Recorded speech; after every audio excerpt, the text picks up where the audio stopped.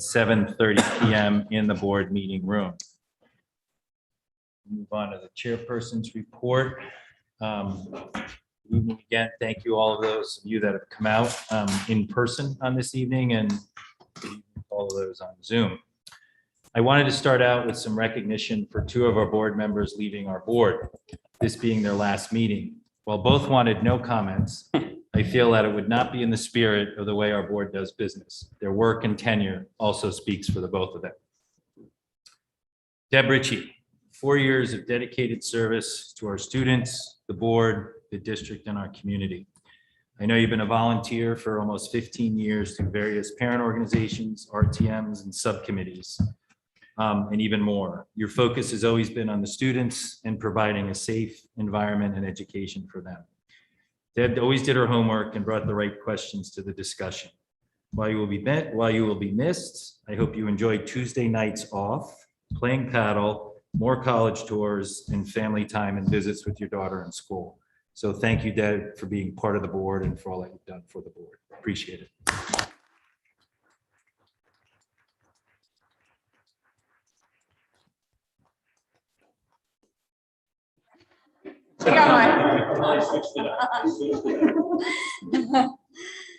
Dr. Adler, anything you'd like to add to that?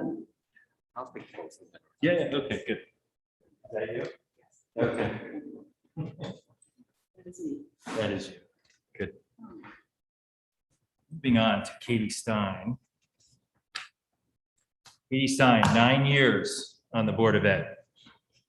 I think you were a brunette when you started.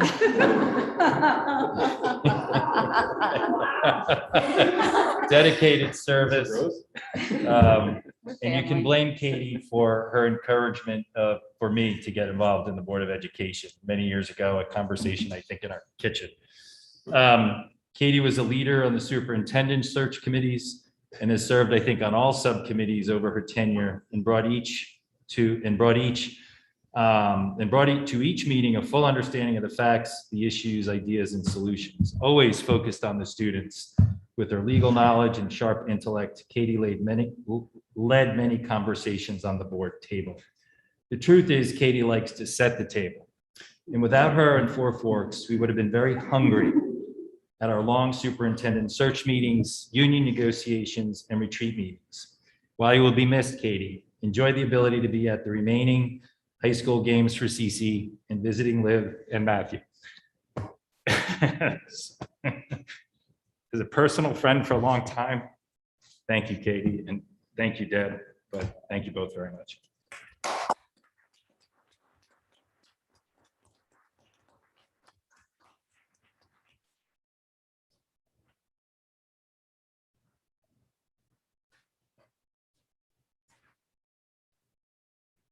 Dr. Adler, I'll close myself and turn it over to you. Yes, I just like also to pass along my words of congratulations and appreciation to both the members, Deb and Katie. They have given themselves, they have exhibited unconditional love and devotion to the children of Darien, and their hard work and devotion during the times that they've been on the board. On a personal and professional note, you're the members of the Superintendent Search Committee. I'm forever grateful for bringing me to this special place and for your support on the board during my transition to the district. So again, but more than anything, thank you for all that you've done for the students and the staff here. Thank you so much. Thank you, Dr. I will move on to some comments. Well, not the end of the school year. I feel it's a good reflection point for this board, as it is the last meeting before our organization meeting on November 9th. I want to thank this board for the hard work that has been done over the course of the last year and for allowing me to be chair over the course of the last year. When I think back, no playbook and an ongoing pandemic. The wind and rain always seem to be in front of us, much like tonight. That's okay. We're hardy New Englanders. We can weather any storm working together. As a district, as students, as parents, and as a board, as I've said many times, we've kept our motion going forward when you think of all that we've accomplished over the last year. While there are comments, social media, letters, and public comment about the board and how we work together, we have listened. We will continue to listen, and we will have the conversation at the board table as professionals, respecting each other as we go forward. I want to thank the board for working on that all year. More work to be done? Yes. Was it easy? No. Hard work is never easy. Was the conversation difficult? Yes, at times, but conversation keeps things moving forward. Did we listen as a board? I say yes. Was what we heard difficult at times from parents, students, and teachers? Yes. But listening makes sure everyone has a voice, and listening informs. From listening, we continue to move forward. Did we disagree? Yes. Who doesn't disagree? We are individuals with ideas, thoughts, and experiences. Did we agree to disagree and work towards the right solution for our students as a board? Yes. With your continued support, we will only move forward as one community with many diverse thoughts and ideas. That's what makes us a high-performing district and a place where teachers want to come and teach. This week, it's only Tuesday, has been challenging, with swastikas again at the middle school and investigations around bullying at DHS. While not easy words for me or anyone to say, swastika and bullying, I feel at this point they have to continue to be said until everyone hears it and rejects it. We will continue to work on the education, community dialogue, and I know we'll all work at the dinner table conversation that we need to help those that need help. While consequences come from these actions, understanding what people need and how we can help them takes priority also. We are a caring community. I say that after speaking with teachers, administrators, students, parents, and this past week, pastors and leaders in our town, along with our first selectman, Jamie Stevenson, and State Rep Terry Wood. And as one community, we can help educate, heal, empathize, lead the way, always agree to listen, and have the tough conversations. This is what we do. If you need help, anyone, just like being in a class, raise your hand. As a community, as a district, as a board, we're here to help.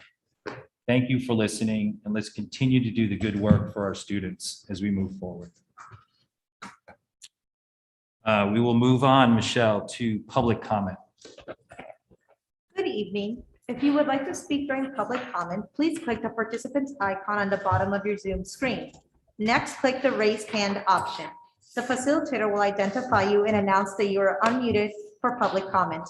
Once recognized and unmuted, please state your name and address. You will have up to 3 minutes to comment. Yeah, we'll start in person first. We'll start with Zoom or in person We'll first? start in person, Michelle. Okay. Thank you. Hello, my name is Joanna Walsh and I live at 17 Pleasant Street. This is something like the 4th or 5th version of what I was going to say tonight. And it keeps changing, not because I'm wordsmithing, but because every day something else happens that worries and scares and disgusts me. I moved to town in June of 2014. Shortly thereafter, a new friend, upon hearing that I was Jewish, said, "Don't let anyone else in town know that." He was kidding, but that joke is indicative of the environment we now find ourselves in. The fact is that Jews in this town, in our school, don't feel safe. People of color don't feel safe. The LGBTQ+ community doesn't feel safe. People, children with disabilities don't feel safe. They have told you this themselves. As stewards of our collective children's education, you all know that Darien believes that schools exist for children. The philosophy of the Darien Public Schools is to, quote, work cooperatively with families and the community to provide for its students a safe, supportive, respectful, and intellectually challenging learning environment. Safe, supportive, respectful. Our most vulnerable students certainly don't feel that way. And I would venture to guess that many of our least vulnerable students even feel that way. Safe, supportive, respectful. This is not about politics. It is about children. And this learning environment is untenable. We must do better. We must take immediate action and signal to our entire community that hate has no home here. Because right now we say those words, but our children don't believe us. Why should they? As I said earlier, they have told you themselves how unsafe, unsupported, and disrespected they feel. And our only response has been to talk about it and then wait until the next incident. Thank you for your comments.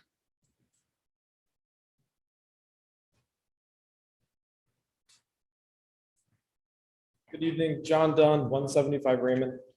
Over the past several weeks, we have heard both concerns and confusion from parents, teachers, and students over the future of our wonderful public school system. The only constant amidst this turmoil has been the administration's unrelenting drive to implement their strategic plan, no matter what.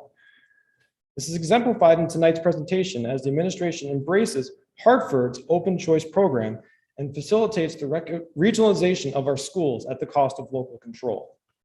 It is time to take a pause. Tonight, I call upon the board to temporarily halt the implementation of the strategic plan to allow all stakeholders, parents, students, teachers, administrators, and board members, time to come together to address these important issues. The only way forward should be as a united community. And to get to that point, there is much work to be done. Recently, in nearby cities and towns, we have witnessed dramatic changes to curriculums in schools. AP classes canceled in Stanford, gifted programs canceled in NYC, midterms and finals done away with in Greenwich. Is this a harbinger of future events for Darien? So many of us have chosen to raise our children in town because of the exceptional school system. However, as the administration goes full steam ahead, there are simply too many outstanding questions. We need clarity, we need a pause. A key refrain from many concerned parents at recent meetings has been the desire for curriculum transparency and nonpartisan parental involvement. Regardless of one's political affiliation, increased transparency should be welcomed by all. We love our children and need to know what is being taught to them. However, of the 6 parents listed as members of the Strategic Plan Committee in tonight's presentation, 4 are registered Democrats, 1 is a Republican, and 1 is unaffiliated. That means that 2/3 of the parents represent a single political party. And of those 4 Democrats, half are running for the Board of Ed. This is the antithesis of a representative and bipartisan group of parents. Parents involved in the process should have no political ambitions or agenda. Wanting what's best for their children should be their only driver. And for all this administration's discussion of diversity and the need for varying points of view, why then does the committee have no parental gender diversity? We need transparency. We need apolitical and diverse parental involvement. We need a pause. As we take this much needed pause, our students, parents, and teachers can turn to the plethora of SEL and diversity programs currently available through multiple community organizations, negating the need for the administration's rushed efforts to implement them in our public schools. Let's take our time to do this right, with the whole community on board and united. We need a pause. Thank you. Thank you, Mr. Dunn.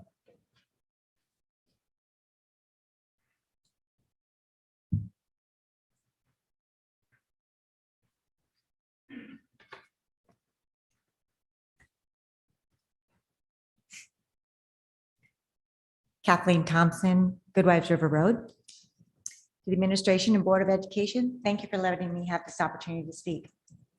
Mr. Brown, we are sorry you have been a victim of a slanderous character attack. No one deserves to be treated like you have been. To Darien residents, I think you all know and would agree, this is an amazing community. So it's hard to understand why the Darien Democrats thought it okay to create such a slanderous narrative for a sitting Board of Ed member, rather than take time to communicate their grievance directly with him. Their willingness to turn to social media without bothering to engage is wrong and shows a clear lack of faith in each other. Their willingness to tarnish not only a man's reputation, Miss, but our school. Madam, I'm going to ask you to pause. This is way too political and mentioning Democrats, and it's not appropriate. This is school focused in terms of your conversation. All right. Okay, So if you have something else to add that's not political or calling out Democrats or Republicans, you can I'm not continue. calling out, You've this was, mentioned the word several times. Okay, It's okay. not the time or the place to have a political conversation. okay, so attacking somebody in this room is not okay. Would you agree with that? Because that's what happened last week at last board member meeting, and you didn't stop that. So I think, in all due respect to Mr. Brown, I think he deserves the opportunity to have the respect of a sitting board member. He's a neighbor, he's a parent, and he's been under attack, and it's not okay. Thank you. I don't disagree with that, but you're also attacking the Democrats. So it's just not the time for a political conversation. Thank you.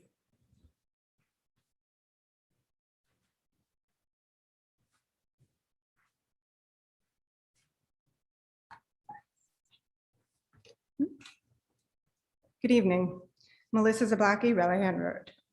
As one of the concerned parents that have been mentioned in past meetings, I want to clarify, we are not opposed to SEL programs and believe these programs have true merit. However, we do feel they can be best fulfilled outside the schools and based in the community where everyone is included, parents, children, grandparents, educators, and churches. The school administration is acting above and beyond their jurisdiction to insert themselves into a role of a parent. Furthermore, there are radical national efforts to overhaul schools happening right here in Darien. The DPS implementation of a new strategic plan and vision of a graduate is full speed ahead, but parents and taxpayers are not fully informed. When speaking to community members, there is a huge lack of awareness on the changes occurring in our schools. The drastic curriculum revamp is a result of a select group of chosen parents who are now running for office and bringing with them radical national efforts into our schools. We as parents got complacent, we were snowballed, and we need to be engaged. Curriculum transparency will be vital for success as you implement new and untested programs into our schools as social experiments. The current path of our BOE and curriculum committee to implement these excludes parents while you march forward. I also want to add, I have a disability, and I understand some of the challenges that special population faces. And I think it's really vital and I advocate on their behalf. Their clarity into the agenda for them as well is crucial to their overall success and well-being. Slow down, bring us all on board with your vision.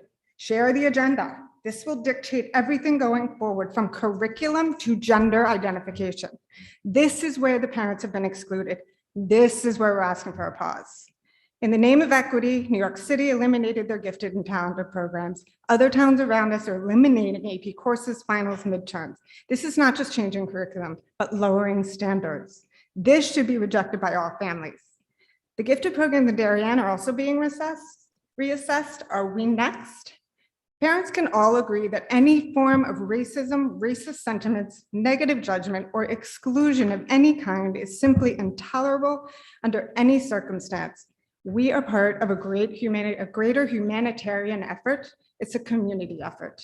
Wanting to be informed and potentially in sweeping changes to our children's curriculum is in no way contradictory to supporting our teachers. We want inclusion to collaborate, not to challenge and impede.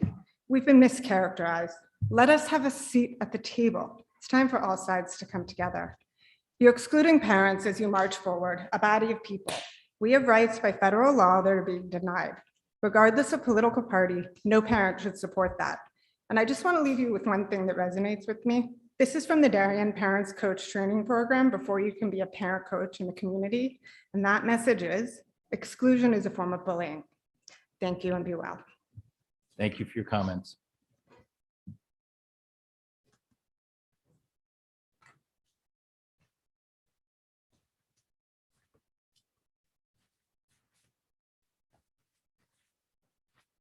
Kate Bates, 33 Ridgely Street. Good evening.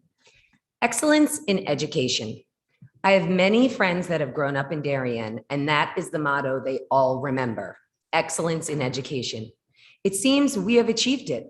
Darien High School was named the #1 school in Connecticut, according to US News this year. Amazing. It is the reason my clients move here. It is the reason I moved here 20 years ago. So the question is why? Why would we begin to upend our curriculum and introduce sweeping changes when our system is currently working very well? The 6 indicators on which Darien was measured to be named #1 in the state and #100 for STEM in the country are as follows: college readiness, college curriculum, math and reading performance, math and reading proficiency, underserved student performance, graduation rate. Our AP participation rate is 69%. Our nearby towns and cities are eliminating AP and gifted programs because they are not equitable. They are doing this without parents' knowledge. Will that be happening in Darien next?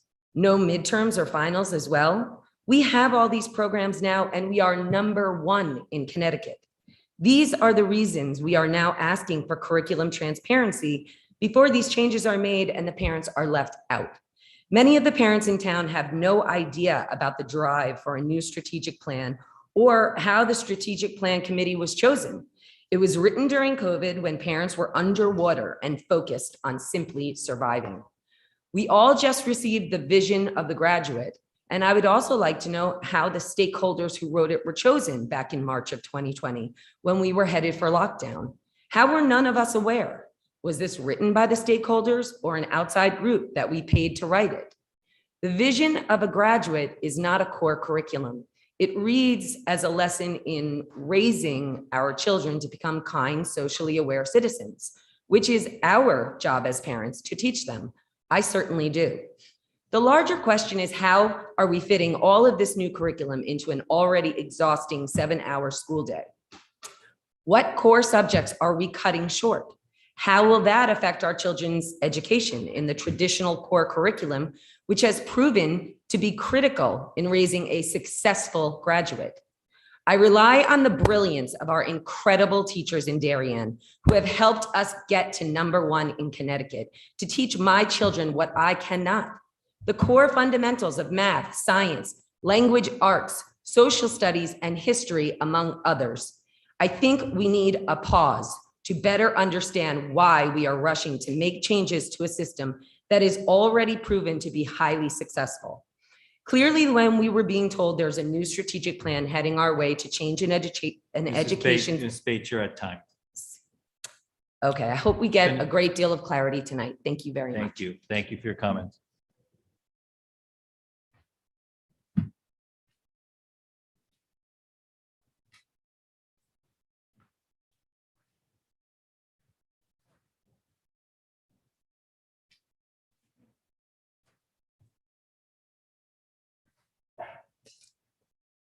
My name is Natasha Tomai. I live at 6 McLaren Road South. I want to echo the sentiment of concern about what will be removed from the curriculum in order to make space for so much new curriculum. There is a very, very comprehensive plan. I don't know exactly how we're going to fit all of that into the school day. I also want to express concern for the group who was the organization who was engaged to develop the DEI curriculum changes. The Connecticut Center for School Change on their website and their mission statement, which you can go to, says America is a racist and classist society, and by default, schools replicate the racism and classism that has deep roots bound into our national history, culture, systems, and structures. It goes on to say, educational inequities are caused by racism, prejudice, and bias that disadvantage marginalized groups. So to me, it sounds like equity, which the definition is equitable outcomes, is to lower the standards to equalize results. We are seeing this in New York City with the elimination of the gifted and talented programs. AP classes were canceled in Stanford without the teachers knowing, without the parents knowing. Parents and teachers did not know, and AP classes were canceled. I'm very concerned about this group that Mr. Tramberg has ties to and was very involved with, who brought into this. It seems to me like their core values are in line with CRT. We are full steam ahead. We don't know where. I mean, if this is the core beliefs that are posted on their website, I'm very concerned about the current administration's core beliefs and what they are willing to push down into our curriculum. As the head of curriculum, we need to take a much closer look at this. As parents, we need to take a much closer look at this. I am also very concerned about the national cancel culture that's going on for parents being termed domestic terrorists by speaking publicly at these meetings. The National School Board, or NSBA, has recanted that statement, but the Department of Justice and the FBI have not been called off from investigating parents like myself who are speaking at these meetings. I do not believe that all of the teachers in this district feel the way that the 3 people who put their names on a letter to the editor feel using the words broken, battered, ambushed, vilified, scared, casualties, destroyed, dragging through the mud? Am I going to be accosted, weapon, war, raging, protect ourselves? I do not believe that the teachers feel that the parents who are here expressing concern about our children being, for lack of better words, guinea pigs in new curriculum are threatening the teachers. We're simply wanting transparency. We want to pause. We want to be a part of this. And if an organization is hired to develop such a drastic sweeping curriculum change, I think we should vet them better. Thank you for your comments.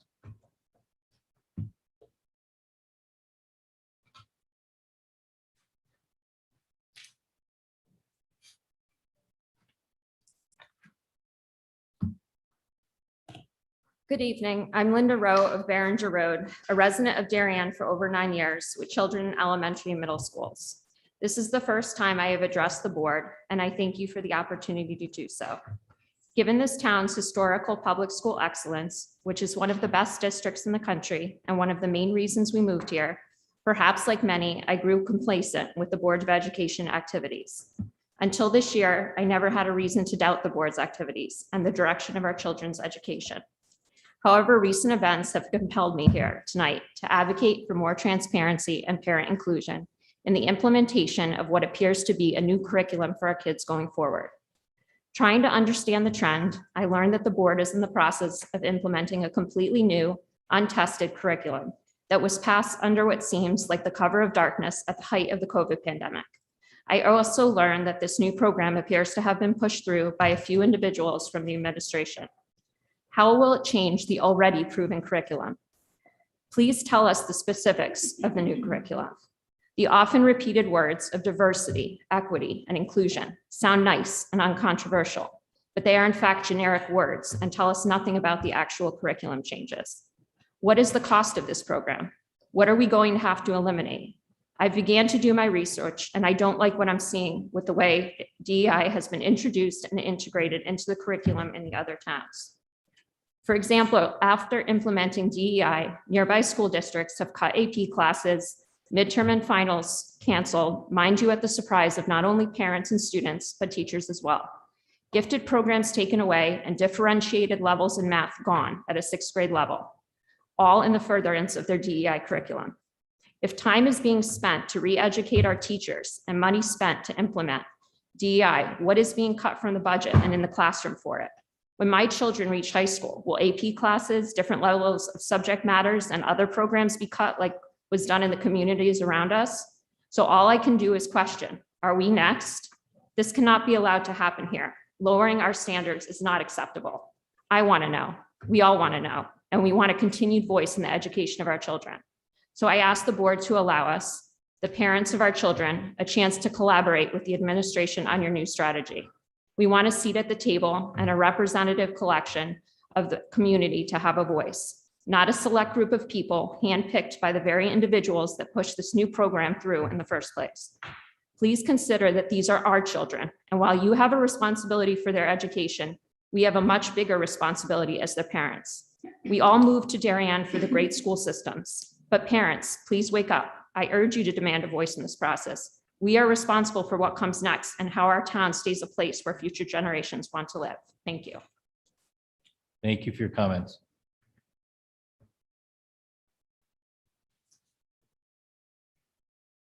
Anyone else from the public? Hello, my name is Nicole Orr. I reside on Half Mile Road. We transitioned our daughter to the Oxford School for 4th grade just before the start of the pandemic. What an absolute blessing for her and our family. Most impressionable was the attention her teachers gave to her as a student, a person, and a child. It's really hard for me to put into words how much I respect, appreciate, support, and revere her teachers. I've heard testimonies at prior Board of Ed meetings from parents and seniors who shared similar sentiments of gratitude. Graduates of the class of 2020 after an amazing education, which took place approximately between 2006 and 2019, shared heartwarming pride for their education and opportunities to matriculate into prestigious colleges. I'm also so impressed by their insight into the importance of knowing how to adapt to a changing world, where previously accepted actions, phrases, literature are now thankfully being reevaluated and questioned. As a community, we need to celebrate the progress of this education, but we need to do better. I have been gravely disturbed by hearing about some recent sentiment shared by some students in this community. Fortunately, the people I have met personally in Darien share one unifying sentiment: that racism, sexism, judgment, just plain mean behavior should be condemned and not tolerated, not responded to by letters of the community, not responded to with op-eds, but with education and strict discipline. I am sharing that I wholeheartedly, as a parent, support our teachers. I wholeheartedly stand against any form of intolerance. And at the same time, I wholeheartedly stand for curriculum transparency. I reiterate, I stand for all of these things. They are not mutually exclusive. The curriculum is changing. We have no longitudinal data to conclude if the current implementations are beneficial or detriment. It's too new. Changes are dynamic, evolving, unvetted. We don't know if it's good. We don't know if it's bad. We don't know if it's going to be just as beneficial as those parents who shared how proud they were of the education from 2007 to 2019. We only know that it's new. I've heard the sentiments, leave it to the experts. I know what I have expertise in. It's not childhood education. And it's precisely because I do not have expertise in this novel unvetted curriculum that I want to know details, not just in the form of an online publication with details buried in page 210 of 380 released during the summer months when we're on vacation during a pandemic, but details shared at every meeting with every parent, with multiple people informed. To the prior mothers who have suggested after their graduates that they support the school and teachers, Nicole, perhaps more than I do. Nicole, you're at time. Thank you.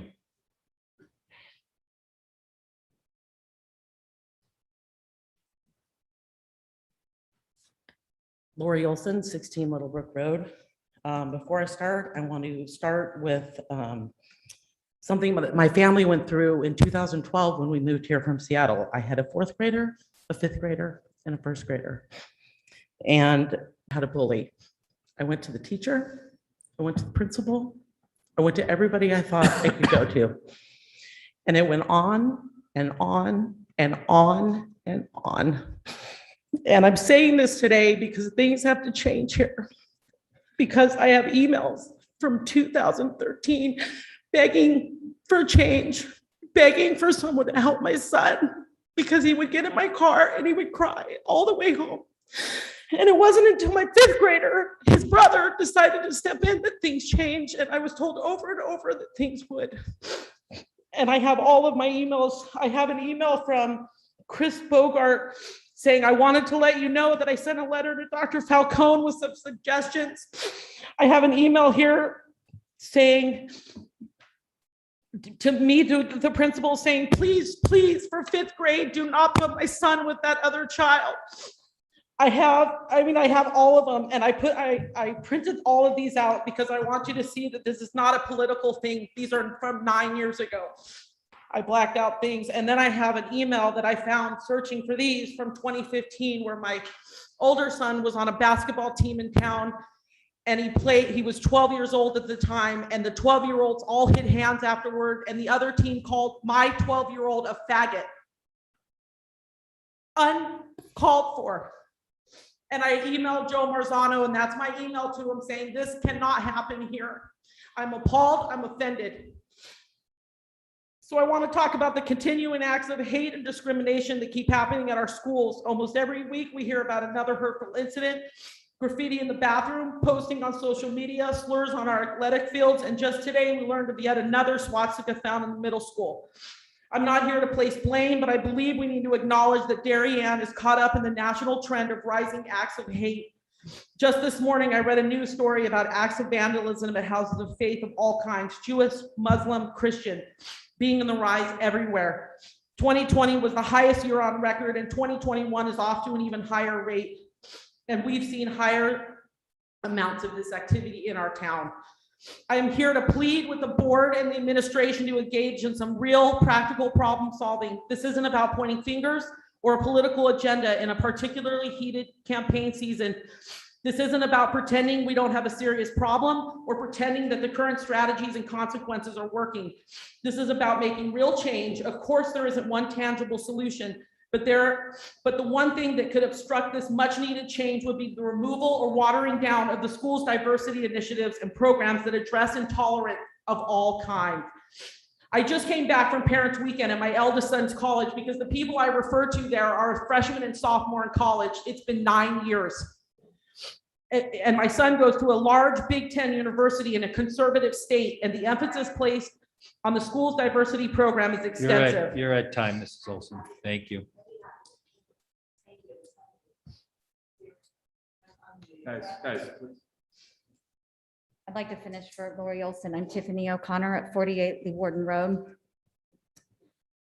She was explaining that she just came back from a parents' weekend at her eldest son's college. It's a large Big Ten university in a conservative state, and the emphasis placed on the school's diversity programs is extensive. Additional course requirements to graduate, sexual harassment training for all fraternities or loss of their charter, signage and announcements at football games. Significant initiatives are happening at other schools. Big corporations are instituting similar programs requiring employee training as well.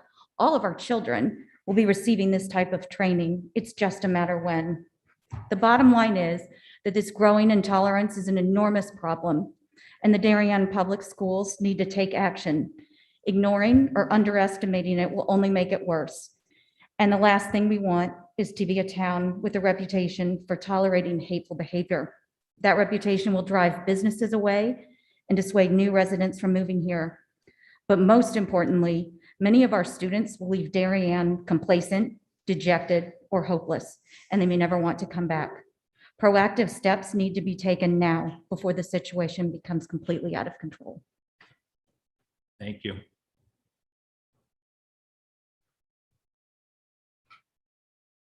Anyone else in the room? Public comment?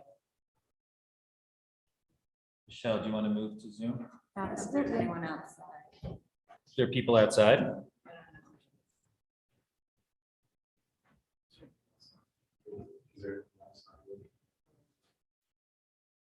Okay, thank you, John. Thanks, Michelle. Of course. Barry Palmer, you are unmuted and recognized. Thank you and good evening. I'm Barry Palmer. I live 17 Putnam Lane, Danbury, Connecticut. I'm the president of the Darien Education Association, and I do speak on behalf of the teachers of this community. While there are many stakeholders in Darien Public Schools, the most important ones are the students. I was disappointed this week to see that the same website that was created to publicly humiliate teachers and then accused us of being bullies when we asked them to stop has now shifted its focus to criticizing the district's strategic plan and vision of the graduate. More specifically, their criticism centered on DEI. No surprise, the same criticisms were given tonight at public comment. Based on the outpouring of support for teachers from parents over the last 2 weeks, we do not believe this website is representative of the vast majority of parents in Darien. And for the record, the teacher lessons and activities humiliated for public shame this year have been used for years in the school community, helping us to earn the #1 ranking we have. A purposely misleading attempt to conflate diversity, equity, and inclusion with critical race theory and Marxism by this anonymous group is unacceptable. This effort not only shows a severe lack of kindness and empathy for those brave students who have shared their stories, but is also dangerous to the well-being of all our students. We owe it to our students to create a safe and supportive learning environment regardless of their learning differences, race, gender identity, religion, or sexuality. I refuse to believe that this ideal is simply an educational trend, as said by a member of the board this week. And I would ask those same critics that if the community does not value this ideal, what exactly do we value? Diversity, equity, and inclusion are not political. To try to politicize DEI is damaging to our students and intentionally diminishes the quality of education this district provides. The DEA supports the strategic plan and the vision of the graduate and thanks all of those parents who put the needs of our students first. I would like to end tonight by thanking the countless parents who have reached out to teachers in the last few weeks. Your words and actions are making a difference. And I would also like to thank Katie Stein and Deb Richie for their advocacy to our students. We can only hope future board members follow your lead. Thank you. Thank you, Barry.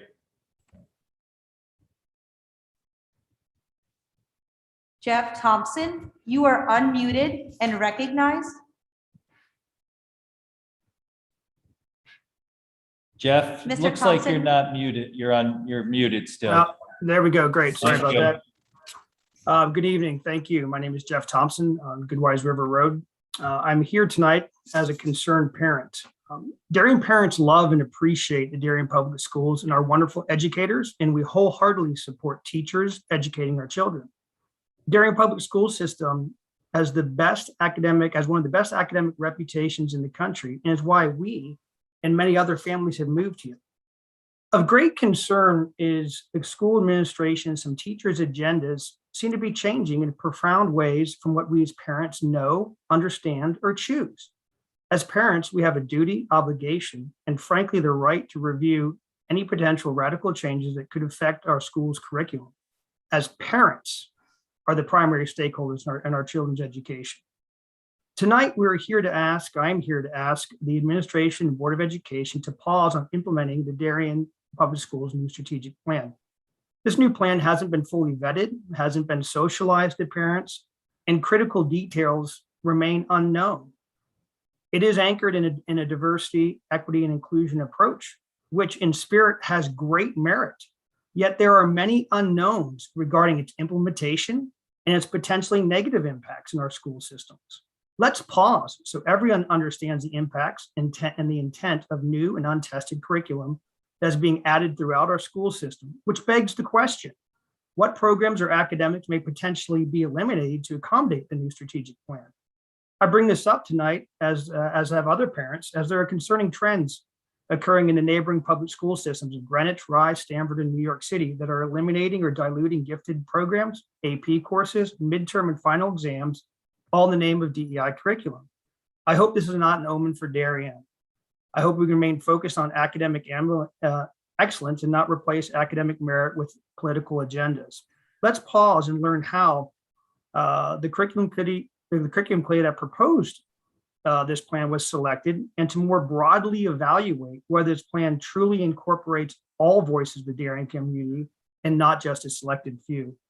Let's pause and craft a commitment where we can transparently and through civil and collaborative discourse discuss the merits and intents of any new strategic plans and its curriculum without sacrificing academic rigor or reflecting toxic political agendas. Thank you for your time tonight.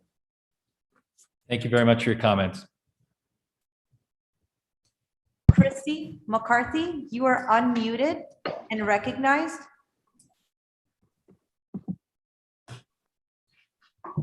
Christy, can you hear us? Yes, I can hear you. Can you see me?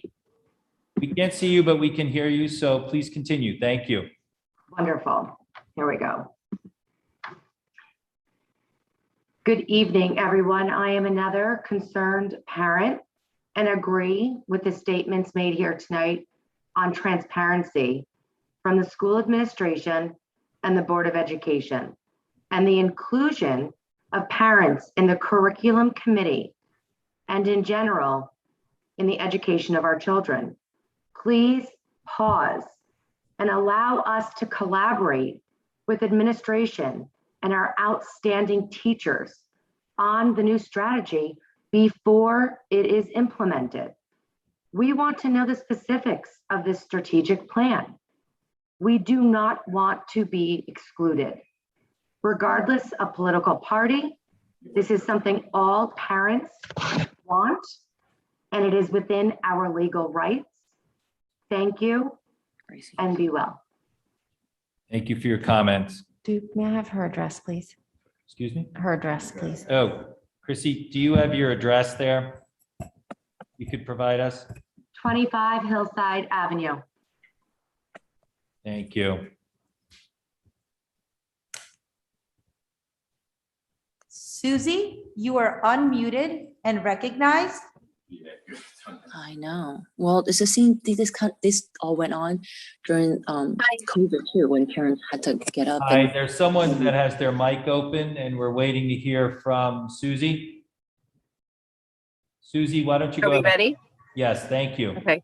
Hi, Susie Flaherty, Lake Drive, Darien. Does anybody have bingo yet? Because I've got full speed ahead, complacent, pause, sweeping change. The fear that is being portrayed by the people who I'm getting whiplash, because last week or 2 weeks ago, it was hating on the teachers and hating on the curriculum and wanting to change the curriculum. And now the schools are great and the curriculum is great and the teachers are great. And now we're attacking the administration and the board. I'm just a little, whoa, my neck. I'm just really, I've grown up in this town. I've been here for 51 years and I have been defending this town for 51 years by people who call us racist and call us classist and call us bigots and call us snobby. And all I'm seeing lately is that these people that I've been arguing with are kind of right. And I'm worried. And this information has been out there. And because you were complacent, read the information and hopefully you will be involved. And I hope that you'll go through the proper channels to be involved. But in the meantime, I've read the strategic plan and I've read the vision of the graduate, and this is about creating human beings in addition to creating academic successes. And that's what colleges are looking for these days. I just get back from a weekend of looking at colleges with my son, and everybody is talking about diversity and student and citizens of the world and being able to converse with someone and understand and want to learn more. And that's all that these plans are trying to do, is to create kids who understand that there's more out there than just being an academic success. We're really good at that. And I'm sure that I trust the committee and I trust the teachers to implement certain aspects of the strategic plan and the vision of the graduate to create even better and more worldly kids who will succeed in life beyond Darien. Right now, the kids in Darien are leaving this town thinking that they are powerless to create change in their school. And I don't blame the administration for that. I understand that there's a process and I understand that things have to happen in a certain order. But the reality of it is that kids are giving up on being able to affect change in their community. And that's terrible for our kids to be leaving Darien High School thinking that no matter what you do, the same stuff is going to happen over and over and over again. So I'm not saying that you are at time. times. You're at Okay, time. thank you for having me. Thank you very much. Paul Machowski, you are recognized and unmuted.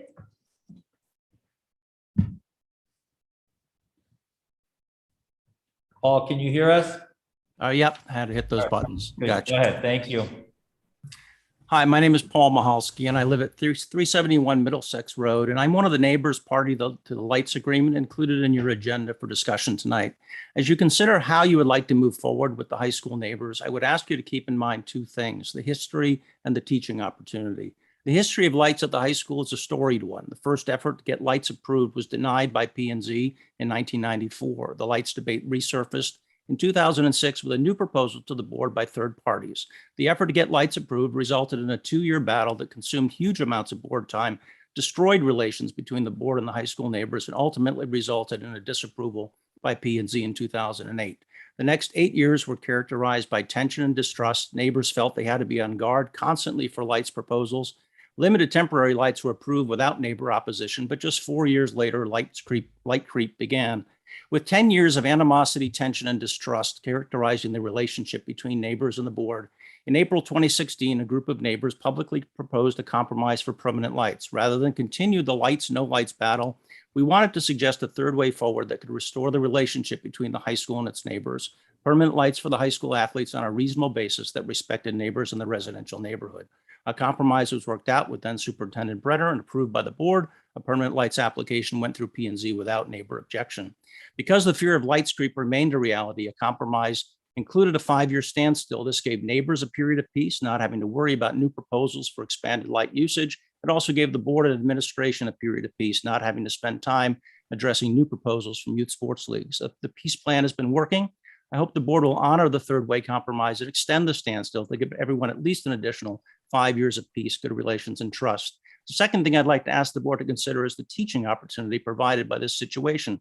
I believe that in life we can take either a can we or a should we approach to decisions. Can we ask, can we get away with it? Can we get more? Can we win? And this is all too common approach in our hard-driving, high-achieving Fairfield County. I remember one school official lamenting publicly that the golden rule around here is whoever has the most gold makes the rules. I asked her to consider a should we approach. Should we ask, is this the right thing to do? Is it consistent with the real golden rule? Should we require, this requires much more courage and moral fortitude. I believe extending the standstill is the right thing to do. It's the right thing to do because it allows neighbors to go on with their lives, not constantly worrying about light creep. It's the right thing to do because it frees the board from spending time considering proposals and then fighting for them. It frees you to spend your time on the most important priority, the education of our children. It's the right thing to do because in a small town like Darien, and it matters between neighbors, should we is the right approach. And it's also the right thing to do because the current compromise is working for neighbors and seems to be working for high school athletics. It represents a real compromise that was worked out in good faith to end 10 years of poor neighbor relations. I believe the teaching opportunity comes from the example you will set for our youth by the approach you choose. I hope you'll choose the real golden rule. Paul, you're at time. Thank you very much. Thanks. Jackie, you are unmuted and recognized. Good evening. This is Bill Lenich from Jackie's phone. I live in Siwanoy Road. I stand with many of the parents that have already spoken tonight about the need for transparency and accountability. And frankly, if I could repeat everything Natasha said, I would, but she's a lot smarter than I am. So I'm going to go with my talking points. I also feel strongly that David Brown is owed many apologies. Perhaps he was given them at previous meetings or privately. He deserves our sincere apologies and gratitude for serving the role he is. What happened to him and his family is shameful. It was a reckless act. Has serious consequences. That's the kindest way I can describe it. As parents and members of this community, we expect, in fact, we demand better than that. The most sacred trust one can impart is a leap that we as parents make in sending our children to unsupervised environment in school. As parents, we are partners with the faculty in school of this town. That partnership requires accountability. We deserve input on this curriculum. Disagreements are bound to happen, and that's totally acceptable. How we work through any disagreements about the curriculum and the transparency of what is being taught and why it's being taught will define the future of this school system. Entrenched individuals must welcome disagreement and respect those who are asserting it. Work towards a curriculum that reflects the principles we need to instill in our children. You do this by being specific about what you mean by transformative, what you mean by equity, what you mean by inclusivity. I haven't heard any specifics yet. Any curriculum devoid of parents' input is not teaching. It's aggressively counter to the functioning school and community. I hope that this school board recognizes this gap and rectifies it immediately. Thank you.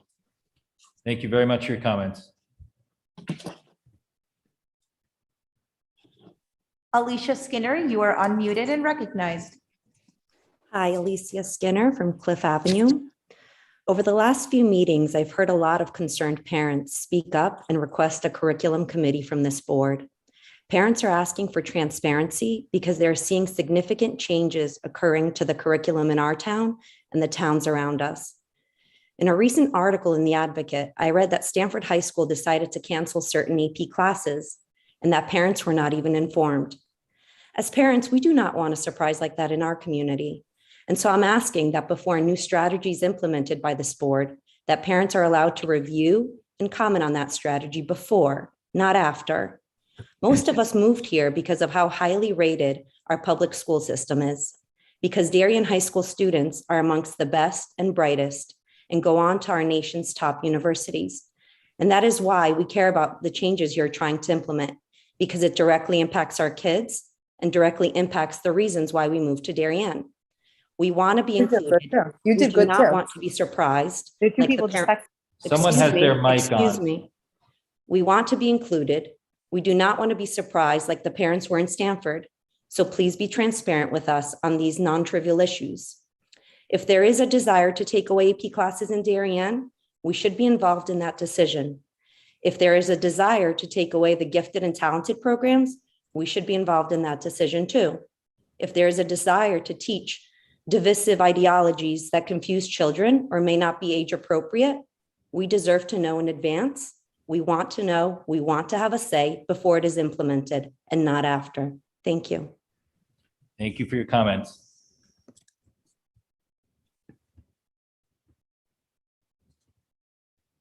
Julia Geeson, you are unmuted and recognized. Julia, can you hear us? Hi, I can hear you. Thank you. Sorry Thank about you. that audio problems. First of all, I do want to say thank you to the board for allowing all of us as a community to get together and hear everybody's comments. Before I go to my prepared speech, I just wanted to say that there is a truth to everyone that had spoke tonight. And my goal, right, is for us to come together as a community so we understand each other's ability to parent and come to a common understanding. I'm at 1 Walmsley. I'm a parent of a 5th grader at Henley School, and I'm very interested in understanding what is being taught within our Darien schools. I ask that you kindly reflect on how the board's vision of the graduate strategy was rolled out by the school board to our wider parent population. It is imperative that we work on a collective strategy before it is officially implemented. As parents, we have the right to know the extent of all changes made within the Darien schools. I never received any information from the board that these proposed changes were put into motion. In the spirit of diversity, I would have hoped that the board had included all parents so that diversity of thought was also brought to the table. I want to be included in this journey, and I want all parents to be included as well, regardless of political affiliation. We're better than that. This is something that all parents need to be included in. Please be transparent and include parents. This is all that we ask. Thank you. Thank you for your comments. Amy Zerb, you are unmuted and recognized. Can you hear us, Amy? Yeah, yes, I can. Can you hear me? Go ahead. All right, thank you. My name is Amy Zerby, and I live at 9 Morehouse Drive. My pronouns are she, her, hers. Over the past few months, there has been a rising backlash against the district's strategic plan and vision of the graduate, which is surprising because we've been discussing them for almost 2 years. From what I can gather, the strategic plan and vision of the graduate have been discussed during at least 9 Board of Ed meetings since November 12, 2019. On that date, the Board of Ed unanimously approved the controversial Connecticut Center for School Change to develop the strategic plan. At that time, not one Board of Ed member nor any member of the public took issue with the Connecticut Center for School Change. Throughout almost 2 years of multiple discussions, presentations, and communications to parents, there was not a murmur of dissatisfaction. Now, just in time for our local election, people all of a sudden oppose this plan, and a sitting board member is withdrawing his support, even suggesting we scrap the strategic plan, despite the Board of Ed's involvement over the past 23 months. I could talk at length about the merits of the strategic plan, but it wouldn't do any good because most of the people who oppose the plan are either complicit in spreading misinformation or are being led astray through a propagandistic website, which is undermining our schools. Websites like this have popped up all over the country to scare people into believing that CRT is being taught in the schools and to spread lies about DEI. This board unanimously approved the strategic plan a few months ago, and to criticize the plan now would be an indication of incompetence, and people would lose confidence in you. It is your job to have conversations with parents explaining why you support the strategic plan and the vision of the graduate. Do the right thing. Thank you. Thank you very much for your comments. Carolina Magui, you are unmuted and recognized.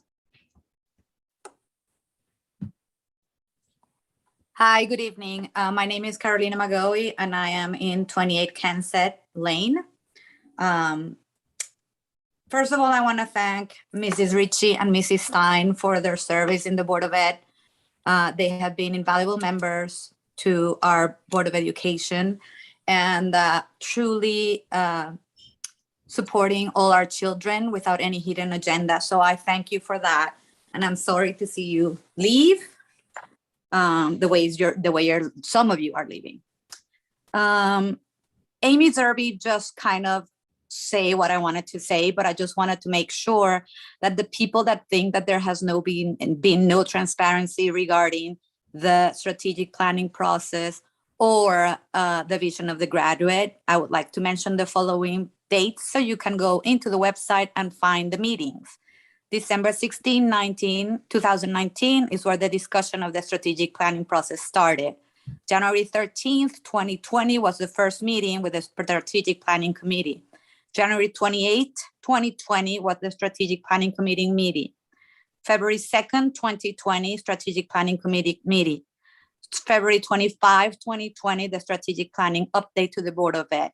All these meetings happened before COVID. I've been to each meeting of the Board of Ed in person as an RTM education committee person, and they're all there for you to see. So if you want more information, it's all out there for you to find it. I just gave you all the dates so you can go see it. I thank you all for the incredible work you're doing. I am in total support of the DEI initiative and the vision of the graduate. And I do hope we move forward and implement what we need to implement to make our schools much better for every kid in school. We are fantastic academically. We are failing our kids in terms of being real humans, being people with heart, with acceptance, and with an open mind to face the world that we are living in. Thank you. Have a good night. Thank you very much for your comments. Nicole Lyons, you are unmuted and recognized. Hey guys, I'm Nicole Lyons, 63 Relihan Road. I just wanted to finish up for one of the statements one of our earlier parents was saying, Nicole Orr. It was really important for her to express that. And I think it's actually, I would echo the importance of this. We are not opposed to diversity, equity, inclusion. We are not trying to interrupt anything. We are simply asking to be involved. We're simply asking that our younger children who have not quite gotten through the system that many of these other parents' children have gotten through to date be allowed the opportunity to experience and benefit from the same academic excellence that we had before. And I think it doesn't really matter that decisions have been made. It is certainly still our right to become involved moving forward. And I just want to clarify that we want to collaborate, we want to be partners, we want to be involved moving forward in how this rolls out. And thank you very much. Thank you very much for your comments. Teresa Vogt, you are unmuted and recognized. Hi. You can Hi. hear you, Teresa. Okay. Teresa Vogt, 22 Circle Road. I actually was not planning to speak tonight, but I just have to say, as a co-chair of one of the PTOs, CDSP representative for one of the schools, member of the RTM Education Committee, I have been coming to Board of Ed meetings religiously every other week for about 6 years. There is no other board in this town more transparent than the Board of Education. Let me repeat that. There is no other board more transparent than the Board of Education. Between their subcommittee meetings, between the every other week meetings, the information is out there. It's on the website. You can see everything. That can't be said for every other board in this town. So for parents who think that this has all been done in the cover of darkness during a pandemic, you just haven't been going to the meetings that have been happening. They are out there. Read your newsletters. They go out every week that are telling you about what is going on in the schools. Follow your PTOs online, on social media. They will tell you what is going on. And for those of you who are worried about colleges, I have a sophomore in college. She is at what is considered a top 10 liberal arts college in the country. I don't think that's important, but some people do. And let me tell you, she's had to defend who she is as a person, because when people hear she's from Darien, Connecticut, they assume the worst of her. We need to change that. Thank you. Thank you very much for your comments. Louise Waylet, you are unmuted and recognized. Louise, can you hear us? Hi, yes, I can. You're going to have to speak up a little louder, please. Thank you. Thank you. Okay, can you hear me now? We cannot. Okay, well, my volume is up. That's a little better. Keep trying. All right, I'll try. That's good. I'll try to shout. Thank you. Go ahead. There are three parts to my comments. Firstly, I'm very concerned for the students at Darien High School who are feeling marginalized right now. Our Black Student Union and our LGBTQ students. So I would like to ask the board to be very clear in its messaging around this.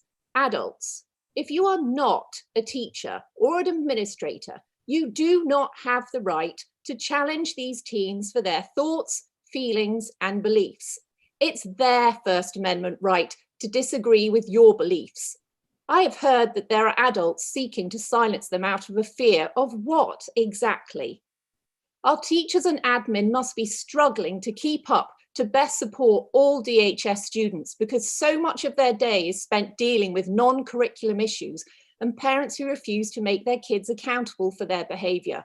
We must create a safe space for students to speak their thoughts, and I'd like the board to have a discussion specifically on this topic. My second comment, and do please hear me out. My second comment is for Mr. Brown. It is not political, it's humanitarian. Mr. Brown, I sincerely want you to listen to my words. Many of us live in Darien with white privilege. How we choose to carry that white privilege directly impacts our home life, how we raise our children, life on our street, in our schools, and our wider town community. Mr. Brown, I believe your unwillingness to clarify where you stand on white power symbols, or even the lack of them, demonstrates a lack of humility. And honestly, white privilege without humility is something so awful, it is hard for me to describe. So I'm begging you to clarify where you stand, because it's impacting the board you are working on, it's impacting our community and the whole student population you are supposedly representing. To all those who defend a lack of humility, and I'm almost done, to all those who defend a lack of humility, I resort to simply asking you to consider this. Top college admissions departments around the country observe very closely the top school districts like ours, full of smart white privilege, and they carefully select students to complement their existing student population. On a scale of 1 to 10, how attractive do you think colleges find students from a community where a lack of racial humility is tolerated? To those parents who think we've been denied, they have been denied a seat at a decision-making table around DEI and the vision of the graduate. I suggest to you, the opportunity was there for the taking. It's called stepping up to attend every board meeting. It's called serve on parent committees and volunteer your time in schools. I am very grateful to those who've put in hundreds of unpaid hours. Thanks to Deb Richie. You're And at your time, Louise. Thank you. I'd just like to thank Deb Richie and Katie Stein for their time on the board, for their steady leadership, and for voting on the issues. Thank you very much. Thank you. I need her address, please, Duke. Excuse me? Her address. Could you just give your address again, please? You're on mute, I think. Sorry, Duke, 102 Colony Road. Thank you. Debbie McGarren, you are unmuted and recognized. Hi, good evening. My name is Debbie McGarren of 60 Holly Lane. I'm calling in as a concerned parent, and I wanted to follow up on a statement from a prior speaker that was cut off while addressing the thoughtless attack launched against one of our current contributing Board of Education members. All the board members who serve on this board are our neighbors, parents, public service servants in this town, and any sort of disputes that may arise should always be resolved by talking to one another and not taking them online. Right and wrong do still exist, and we are constantly trying to instill this into our children. As we've seen in the past weeks, there's been problems not only with adults and children with online bullying, etc. So we need to be the role models in the room. We need to support one another in our community, and we need to do better. Kindness does matter, and let's all be better. Thank you very much for your comments. Greg Gramblin, you are unmuted and recognized. Can you hear us, Greg? Greg, can you hear us? His audio is connecting. Okay.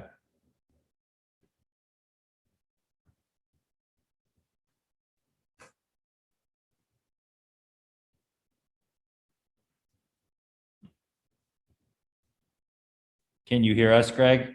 Looks like you're connected, but you're on mute.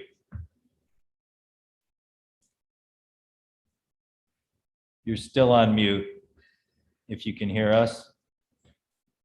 Anything to do on our side, Michelle? No, I can only ask him to. There we go. Let's see, Greg, can we hear you? We still can't hear you, Greg. We'll move on and then we'll come back to you. Thank you. Scott Whitton, you are unmuted and recognized.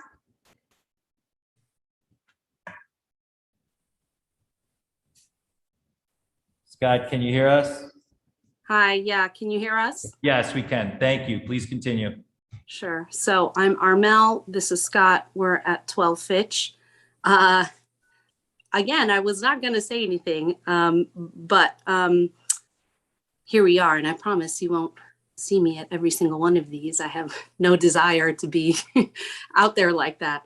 But I do feel compelled to say something again, because there's so much of this, you know, are we moving too fast? Are you next? Is Darien next? Like energy. And like, at the end of the day, like the people of this town are very smart.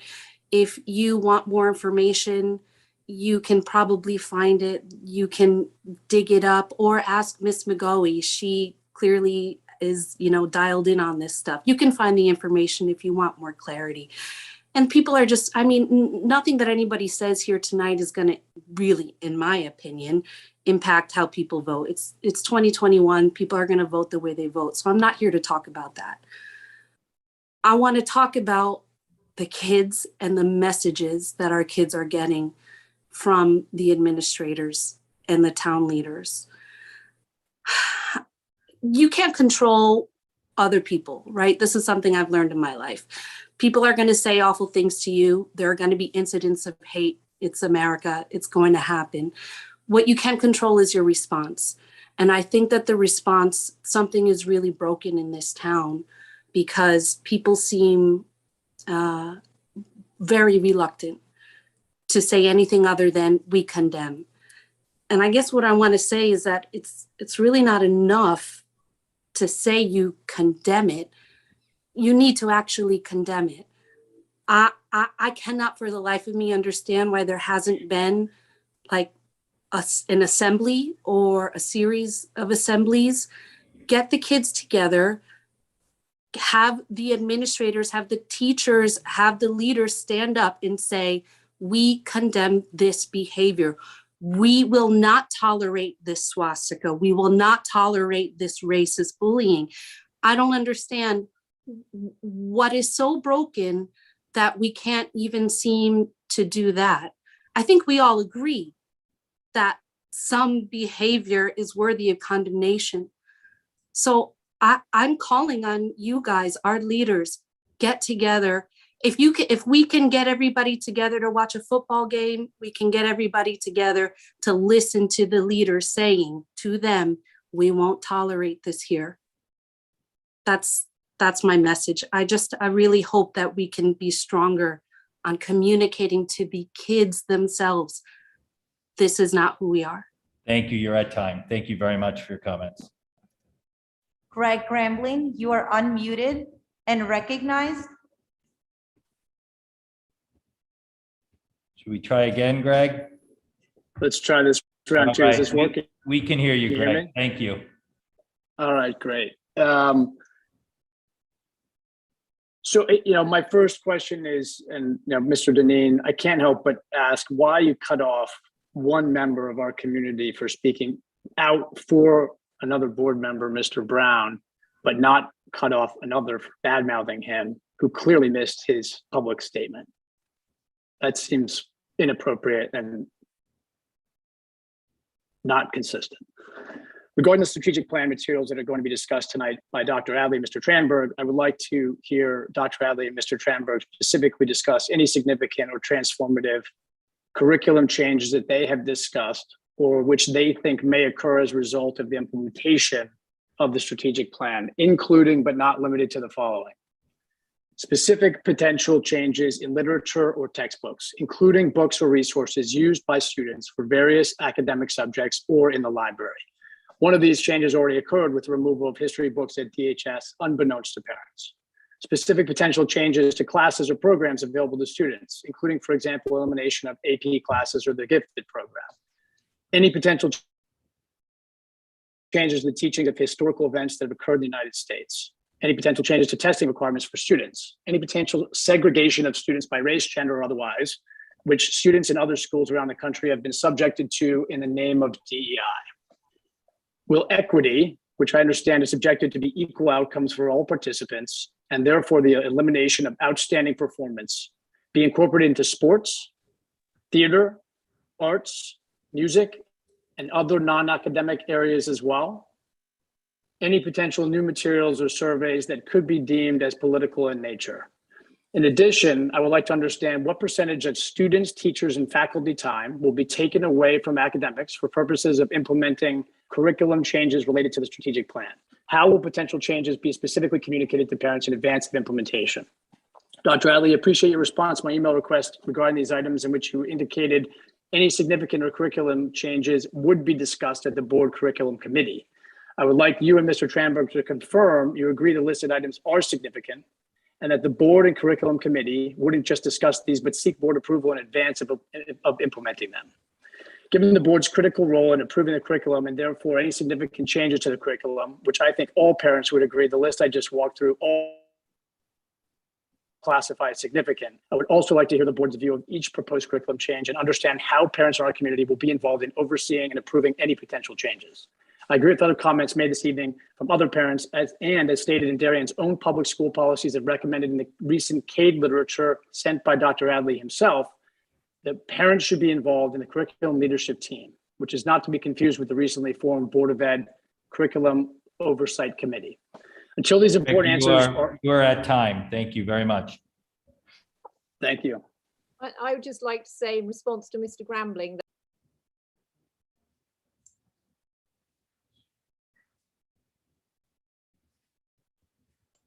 All right, Michelle, anyone else? hi, sorry, yes. Louise, I would like could I mute her? No, sorry, Louise. We've got to move on and make sure we get all public comment, and it's not a forum to discuss other people's I would just like comments. to respond. I read the statement and nowhere in Thank the you. announcement. There are no more raised hands at this time. There's one person in the back. I have 2.5 minutes left. Tiffany O'Connor. I wasn't planning to speak tonight either. But listening to all that I've heard tonight, I guess first I'd like to address the talk about what's happening in neighboring towns and changes such as the elimination of APs. I haven't heard anything about this. I've attended Board of Ed meetings for years. I was the co-chair, one of the co-chairs of the DHSP last year, DHSPA, sorry. And I've never heard a word about this. If this is happening, would you please address it? But I don't think it is. And I don't believe those dire warnings that these sweeping changes are happening, and I quote, under the cover of darkness. But just to clarify, would the administration please clarify at some point whether any of these changes are actually happening? That would be great. And if they're not, please clarify that. Also, I was on the vision of the graduate. I know that that's going to be talked about more tonight, so I won't go into too many details, but I will say I can't believe that anybody would have an issue with this. I'm going to pull up. This was a collaboration that started in March of 2020.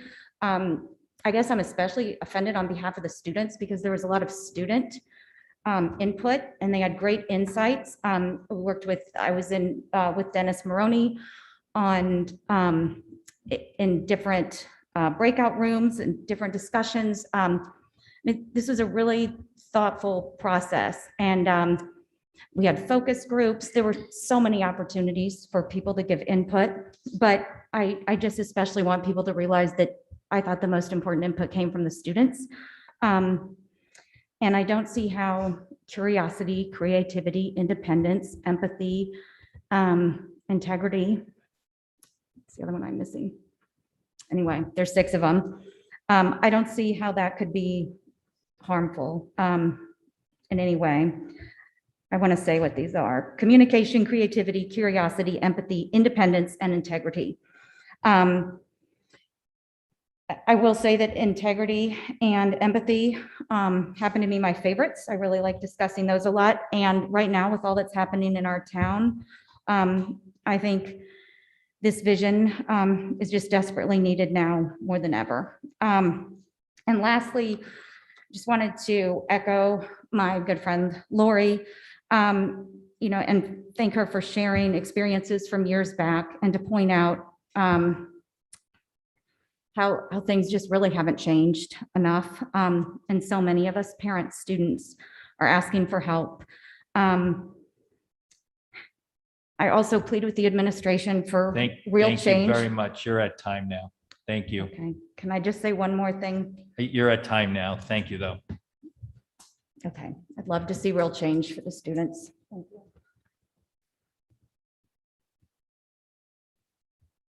Michelle. There are no more raised hands at this Okay. time. Thank you, everyone in the room, and thank you, everyone on Zoom. There's also public comment toward the end of the meeting. We'll move on to the superintendent's report. Dr. Adley. Good evening, everyone. Those people who are zooming in and those who are present with us. For my note, as many of you have noted tonight, regrettably, we did have another incident yesterday of the swastika being drawn in a middle school boys' bathroom stall. We do recognize that this pattern of behavior is occurring too many times and that is negatively affecting the schools, community, and the students' educational experiences. I also recognize and very much respect those who believe our responses to these incidents are not enough or not addressed expeditiously. No, we're acting with deliberate intention on interventions and actions that will make a long-term difference. Growing up, going to school and teaching in Northern Ireland, I acutely am aware of the challenges associated with hate, prejudice, and religious discrimination. But I also know there are many more marginalized groups here, and it is critical we hear from everyone and listen to everyone. I am confident our community has the will to stay the course together and address the issues through education, contrition, personal responsibility, and yes, discipline. but also thereafter, and only thereafter, I believe we must also learn to forgive our children. Working together and empowering our students' voices, we can better understand, deter, and try to eradicate these behaviors. We must, for the benefit of our children, our schools, and our community. Our young people are leaving us to be participants and from Darien, leaders in a diverse world.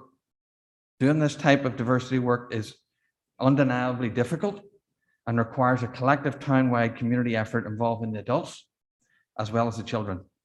We are pleased this evening to share elements of an intervention plan for the middle school and high school that helps us continue to address the issues and provides a sustainable model moving forward.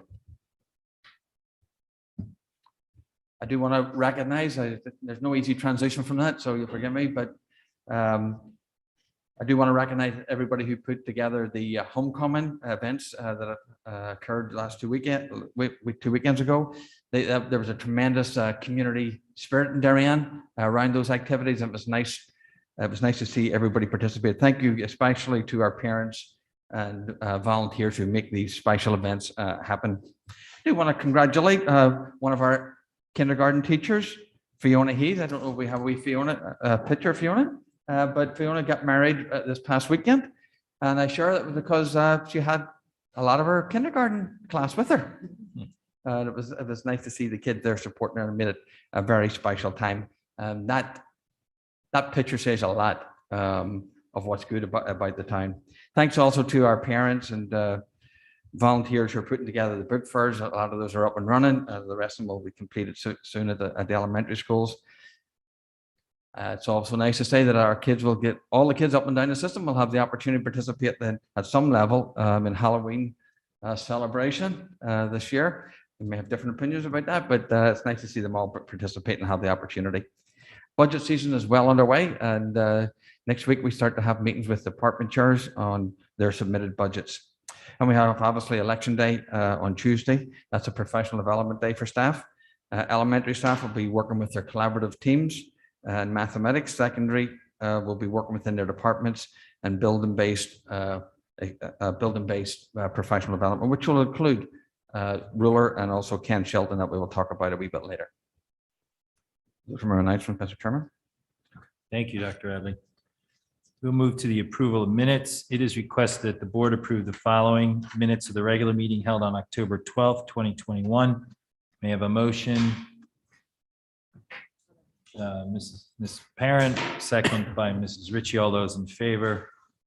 That is unanimous. Thank you. Board committee reports. Any board committee reports? No. Excuse me? I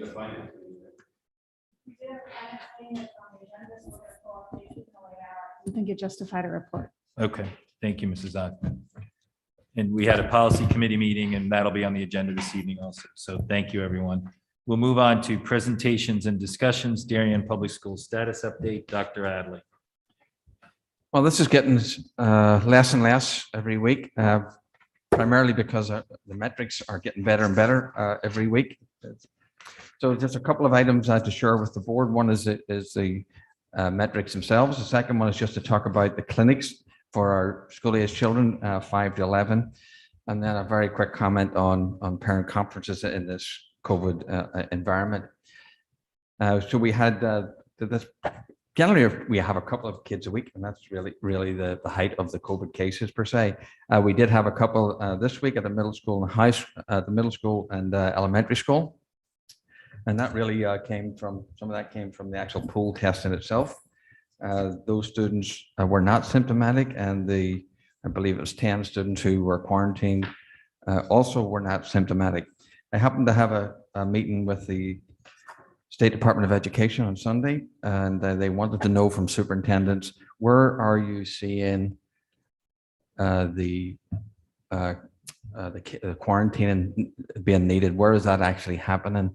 And honestly, districts were all over the place. Some of us on the buses, some of them were in the cafeteria, some of them were in the classroom, some of them were from pool testing.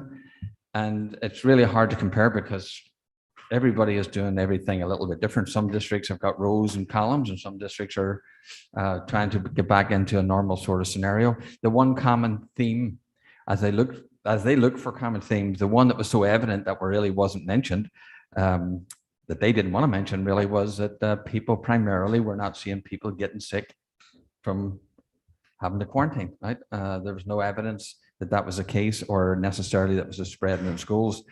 So that was the main thing. They were looking for areas where you could perhaps give a wee bit of relief to quarantine the students. Perhaps that could be something like it's 3 feet only in the classrooms. Maybe it's that 3 feet is extended to all other situations. Perhaps that's just an example type thing. But honestly, I wish they would move a little bit on the quarantine, because it just doesn't seem to be impacting quite as much. But with that being said, our rates are reducing. Here you see, as of 10/21, I didn't update it for today. But again, relatively no numbers. And just very quickly, the immunizations, they are set up with the town for November 13th and 20th. And then the second dose for the December 4 and 11. So we did send out a survey just to get a read on what we would need. So we thank the town and the health director for coordinating this with us, and the school system to help our parent community. Parent conferences, there will be a choice in parent conferences, in person or remote. That's the basic update on that topic. I'm happy to entertain any other questions. Dr. Elliott, I think we ask it at every meeting, if those students and staff that are quarantined, have any of them been symptomatic? No, that's what I said, no. No. Okay. If you said that, sorry, I missed it. Board questions, comments? Mrs. Parent. Just curious if you have any data, when you sent those surveys out, do you know what percentage of the 5 to 11-year-olds said that they would be willing to vaccinate? I don't have that off the top of my head, to be honest with you. And I don't think Alicia's not here. Any other board? Yeah, Mr. Sini. Just two questions. One on the line of the quarantine. This was the second week that Darien fell into that gray zone, which is basically stop measuring us because we're so low, below 5 cases per 100,000. Is there any discussion around the change in masking in the high schools or anything like that? So we did make the point that we're not seeing the students symptomatic, and that's where we need relief. But I honestly don't think that there's a desire by the Department of Public Health to move in that particular topic. Okay. And then the second question, how many students have signed up for the weekly testing in the elementary schools? How many students? John, I don't Okay, sorry, I didn't give you a I don't heads have up the top on of my that. head to say that. I need to ask Alicia how many. I think last meeting was 248. Yeah, it was 200. It was 200 something. Okay, thank you. It changes week to week, but it started at over 200. Okay, thank you. Good. Mr. Brown, Mr. Maroney. Yeah, going back to the vaccine, do we have any ability to change the vaccine policy? The quarantine policy. Do we have an ability to change that? Not really, no. No. We have guidelines that we have to go. We have to adhere to. Any other questions around this from the board? All right, good. Thank you. We'll move.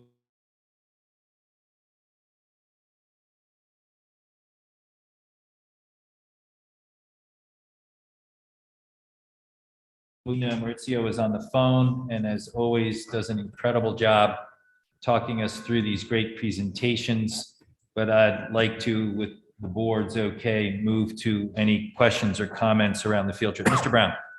I was just going to make a motion to approve the 2 field trips as presented on the forms F2 in the packet. Do I have a second on that? Mrs. Stein, all those in favor? That is unanimous. Thank you, everyone, for moving that along. Christina, we love to hear from you and thank you for all the hard work. Thank you. We're very excited by all that you're doing with these trips for our students. So thank you very much. It's much appreciated. It's my pleasure. Thank you. Great. You're welcome. Presentation and discussion and possible action on proposed district field trips. Mrs. Ellen Dunn, Mrs. Colleen Thompson. Again, I will move over to the board. If they have any specific questions about the field trips that have been presented in the packets, I will open it up to public question. Mrs. Ritchie. Just confirming, because I reviewed the packet, there is no, besides the substitutes needed, there is no financial impact to these, with these trips, correct? Correct. Correct. Thank you. Any other additional questions from the board around these field trips? Everyone is good.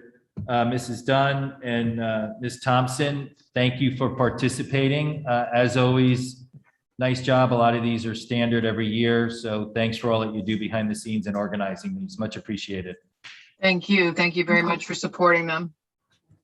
Thank you. Yes, we are, Deb.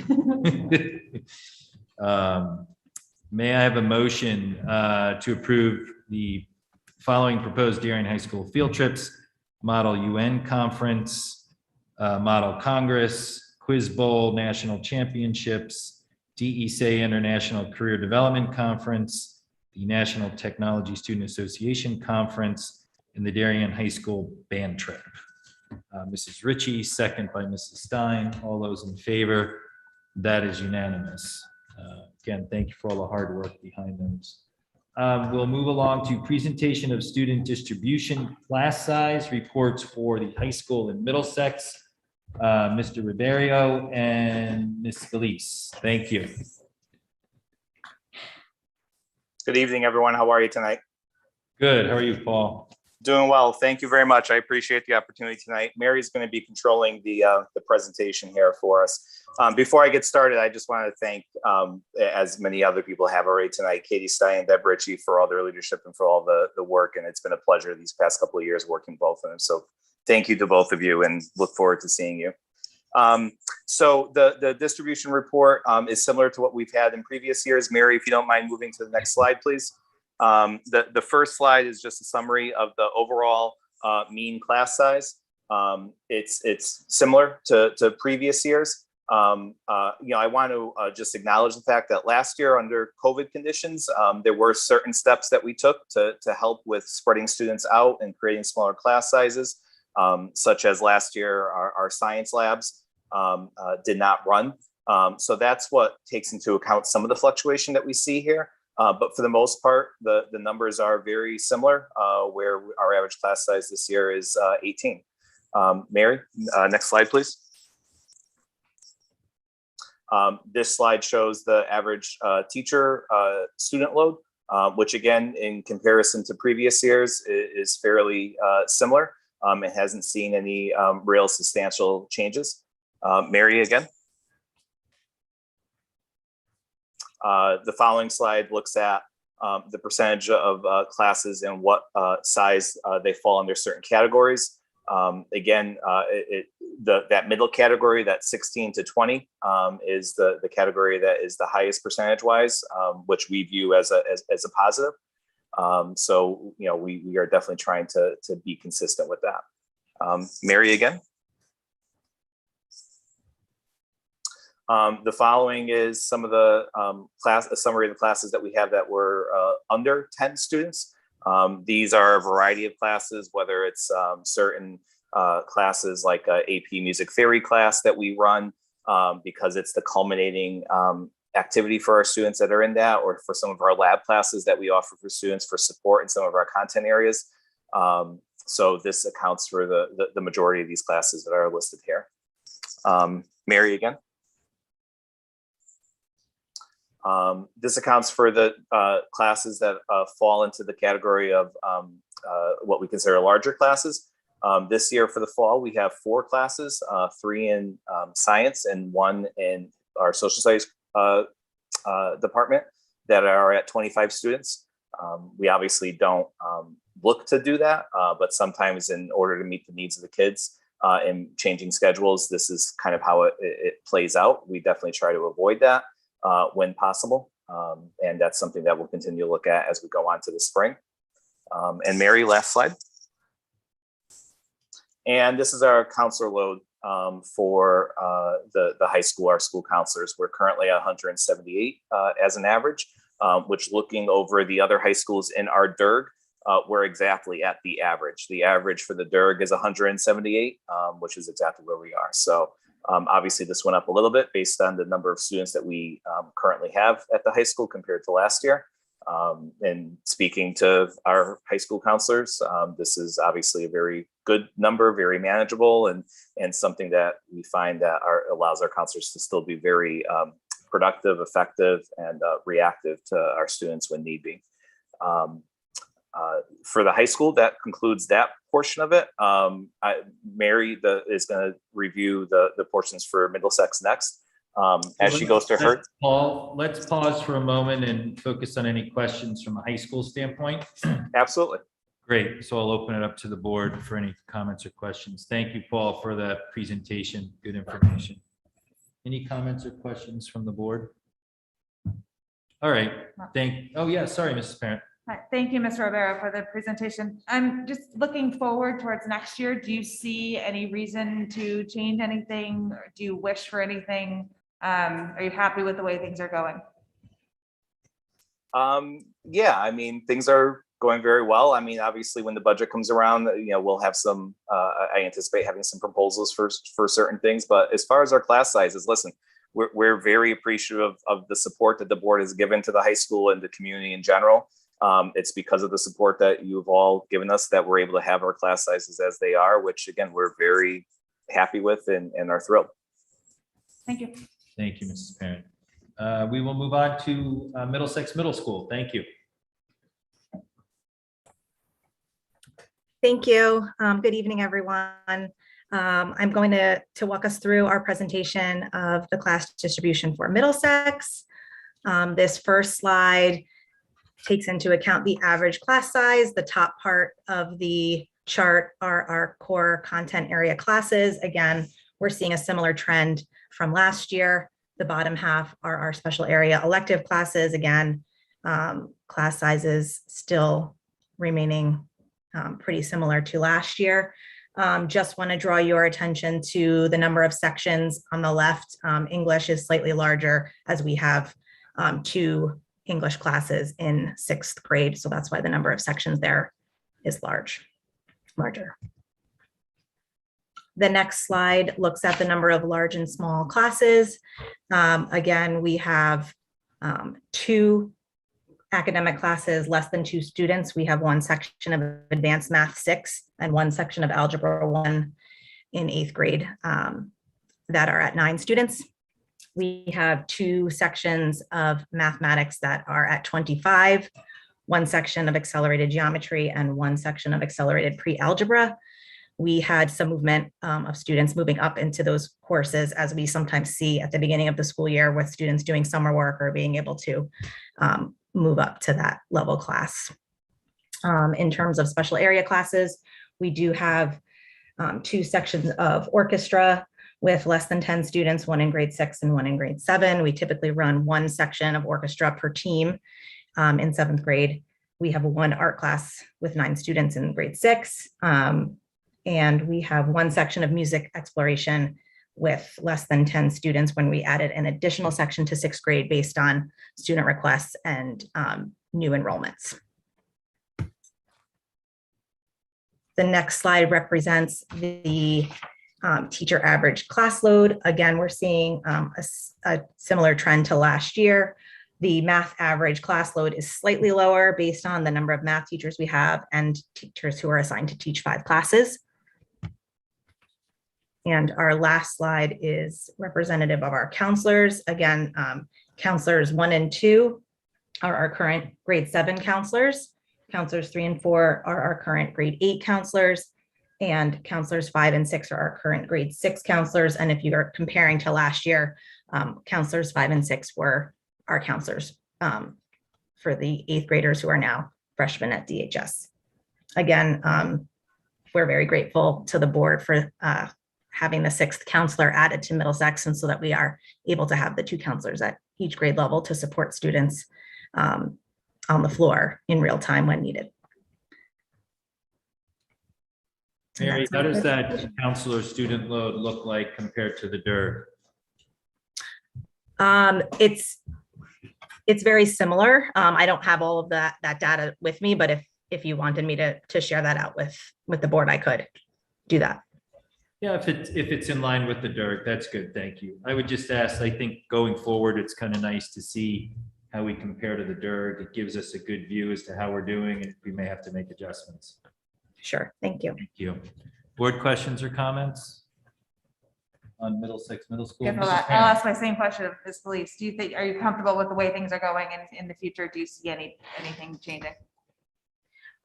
We're very comfortable with the class sizes. Again, we have some flexibility with, running sections, whether we need to open up another section. We have some flexibility with teachers being able to teach an additional class, and hopeful if, as the year goes on, that we may have some presentations to bring some new opportunities for students at Middlesex as well. Thank you. Great. Any other further board questions or comments? Thank you both for taking the time this evening and for putting together all these numbers. Much appreciated. Thank you, Paul. Thank you, Mary. We will move on to a social emotional learning update. Mrs. Shirley Klein, Mrs. Julie Droller, and Dr. Scott McCarthy. Good evening to the board members. Thank you for this opportunity. On behalf of Mr. Tranberg, Ms. Stroller, and myself, we're here this evening for an update to the Board of Education on social emotional learning. It's my privilege to introduce Dr. Scott McCarthy, our Program Director for Secondary Special Education, Dr. Guy Muller, Principal of Royal Elementary School, and Ms. Megan Emanuelson, our Director of School Counselors, this evening to present to you our update. Also, just to inform the board, we have 3 psychologists present as well, one from the elementary level this evening, one from Middlesex, and one from the high school, for any questions you might have as a follow-up. Thank you. Whoever's going to start, Dr. McCarthy, just understand the board has had the package and we've read through it. So anything you want to highlight as you go through the deck, and then I think it's important that we open up to board questions and comments. And I know the board has, asked a lot about how we're doing with this, especially around the pandemic. So want to make sure we have the right amount of time for the board questions over and above the great information that you put together. So thank you. Who starts? Megan? I'll just share my screen now. Thanks. Okay. Thank you. Thanks, Michelle. Of course.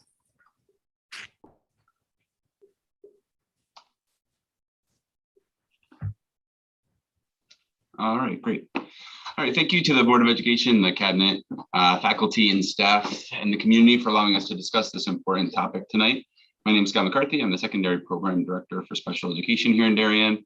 I'm also a psychologist and the District Safe School Climate Coordinator, and as such, I know firsthand the importance of this conversation. I thank the board for its commitment through policy, the budget process, and your collaboration with our administration toward ensuring social and emotional learning is valued by all. Our goal as a representative group of administrators supporting social and emotional learning across the district is to update you on a number of topics related to social and emotional learning, including current staffing models, staff perceptions of the increase in the number of school psychologists at the elementary level, provide an overview of school counseling support at the secondary level, professional learning initiatives, our partnership with families in the community, and how our building-based and district-based committees collaborate toward accomplishing these goals. To begin, I'll orient us with a definition from the Collaborative for Academic, Social, and Emotional Learning, or CASEL. CASEL defines social and emotional learning as a process through which all young people and adults acquire and apply the knowledge, skills, and attitudes to develop healthy identities, manage emotions, and achieve personal and collective goals, feel and show empathy for others, establish and maintain supportive relationships, and make responsible and caring decisions. I think it's important here to highlight the word process in the definition and share with you too that this process is one that is active and requires instruction, modeling, opportunities for practice, and opportunities for learning when mistakes are made. The strategic planning and vision of the graduate planning processes yielded a mission and vision for the district and a vision for what a graduate from our schools will have accomplished both academically and with respect to their character. Our social and emotional learning framework aligns closely with the core values established through these processes and will work to complement those frameworks. I'd like to share with you a graphic that we found informative when thinking about the current challenges we face as educators here in Darien and around our country. Anecdotally, we have noticed disruptions to routines at school and home, separation challenges from adults and small peer groups, stamina and exhaustion from sustained work, new challenges learning to collaborate, navigating social settings being challenging, navigating the physical environment independently being challenging, anxiety with the unknown, and grief and loss. It's obvious that our students and our staff are being faced with challenges not faced before, and we are committed to supporting them toward that success. Our implementation of social emotional learning is supported by the staffing supported by the board, including adding an additional school psychologist at each elementary school, adding an additional assistant principal of special education and student services at each elementary school, the additional school psychologist at Darien High School through the COVID relief grant, continued consultation with CBC for DBT implementation, and collaborative and proactive solutions proficiency training with Lives in the Balance, which Dr. Mullen will speak more to in just a moment. Just to reiterate, our overall current staffing models, inclusive of the updates I just shared, at our ELP and elementary level, we have an ELP school psychologist and 2 school psychologists at each elementary level. At Middlesex Middle School, we have 6 school counselors, 3 school psychologists, 1 social worker, and 1 resource officer. And at Darien High School, we have 8 school counselors, a director of guidance, 4 school psychologists at Darien High School, and 1 school psychologist at Fitch, part-time connections counselor focused on substance use, 1 school social worker, and 1 school resource officer. I'm now going to turn it over to Dr. Mullen, principal of Royal, who's going to share with you the impact of the additional school psychologist at each elementary level. Hi, everyone. Thank you so much for having us tonight. I just want to draw your attention on the next couple of slides. We've done some updated work for you. When we had the addition of the elementary school psychologist 2 years ago, we presented some information on that impact to students. So all of this is just updated information in the same manner that we presented it 2 years ago to you. As you can see from this first pie chart, this is exactly what we wanted to accomplish. Our school psychologists are spending the vast majority of their time working directly with students. As you can see, 60% of their time is working with direct hours to students, and 10% is in evaluations, which is also work directly with students. This includes counseling designated through a program, an IEP or 504, check-ins with students, DBT skills groups that they're running, different types of counseling groups that students have access to, crisis intervention, and whole class SEL lessons. And you can see that the remainder of the time is spent doing teacher and parent consultation and training, as well as in meetings. Scott, can you move to the next slide? So this again is an updated chart for you. We asked our elementary teachers again, their perception of the increased support or availability of a school psychologist now that we have 2 in each building, and over 82% of elementary teachers have seen increased or significantly increased support available from the school psychologist. So again, very positive impact from that additional school psychologist at each elementary school. And our final chart that we have for you today is, again, an updated chart from the information we presented 2 years ago. Scott, can you go to the next chart for me? This shows the teacher reported areas of impact. So we asked our elementary teachers to, again, rank the 3 greatest areas of impact in having that second school psychologist. And teachers found that the most significant impact areas were around proactive supports for students and access to a school psychologist for crisis intervention. We also were pleased to see that they reported increased access for faculty consultation and development of behavioral strategies, as well as support for working with families. At this point, I'm going to turn it over to my colleague, Megan Emanuelson, another school counselor, so she can talk a little bit about the school counselor supports available 6 through 12. Thank you, Dr. Mullen. So it is always my great pleasure to share the wonderful work that our school counselors are doing, particularly as it relates to supporting students' social emotional wellness. We are incredibly fortunate with district and board support to have 14 committed and talented school counselors, 6 at Middlesex and 8 at the high school. It is a very unique role in that they stay with the student for their time in the building. Counselors usually also keep siblings so that each family establishes a long-term relationship with one professional. Counselors are a significant source of support and advocacy for students. This slide shows some of the ways in which school counselors support students. It is far from an exhaustive list of what they do during the day, but it does give a sampling of the important work that they are doing. Counselors are often the first contact a student or a family or a teacher will have about a concern. They maintain an open door policy, encouraging students and families to stop by, call, email, or contact them at any time for any reason. While I know we do not have time to go into each of these bullet points in depth, I do want to highlight the work in Flex at Middlesex and in Guidance Seminar at Darien High School, as the counselor involvement at this level is fairly unusual in secondary schools. At Middlesex, the school counselors have created weekly lessons focused on a variety of SEL topics to be shared through all the Flex periods. In addition, the counselors are each assigned to and partner with a teacher in a Flex group, making them very visible to kids through this common experience. At the high school, all students are scheduled for guidance seminar for 1 quarter. Not only does this allow us to deliver relevant content to students, but since students are usually scheduled with their own counselor, it has helped students and counselors to develop rapport and relationships in a classroom setting. It has really changed the ways, in amazing ways, that we get to know kids. While I could certainly go on and on about the incredible work the school counselors do each day, I will be respectful of our time this evening and say that the school counselor's role is quite literally anything that will assist a student or a family with their school journey. We are involved in every facet of student success, academic, personal, and social, and we truly love our daily work. And I'll turn it back over to Dr. Mullen. Thanks, Megan. I think you perfectly highlighted why being a school counselor was such a fantastic job that I had the privilege of doing for so many years.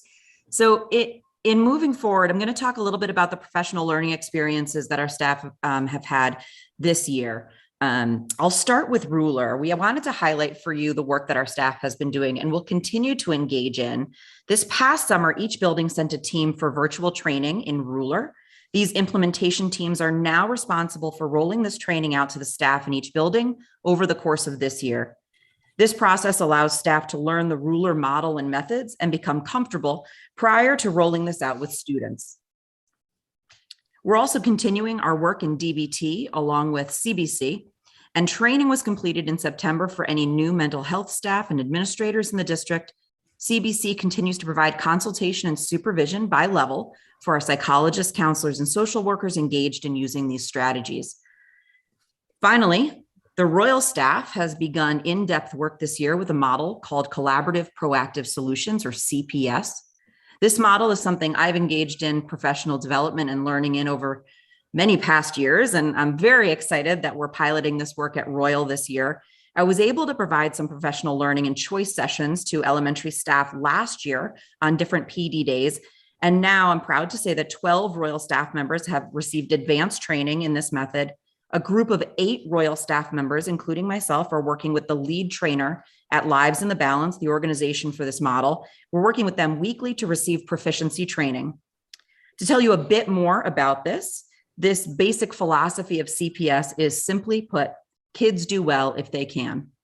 This model allows us to identify lagging skills kids may have that cause unsolved problems.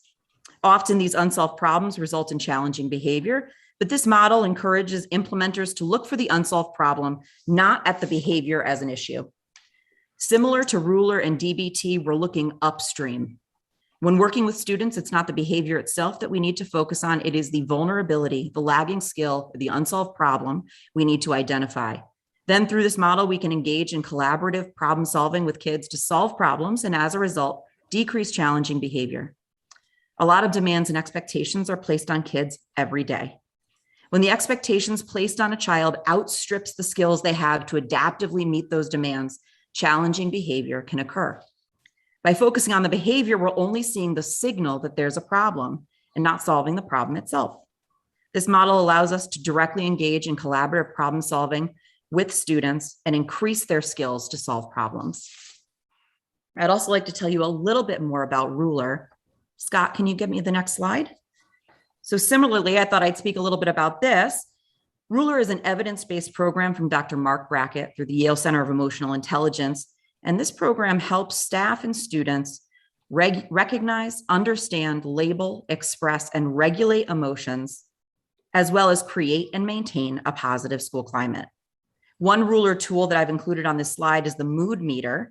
This helps us accurately identify and label our emotions by considering the level of energy and degree of pleasantness we're feeling.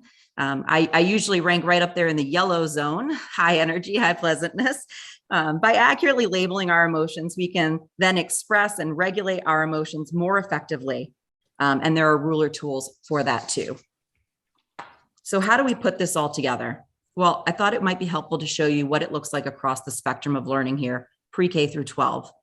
So as you can see in pre-K through 5, the models that we're using in our classroom to respond to social and emotional learning needs of students are Responsive Classroom and CPS at Royal.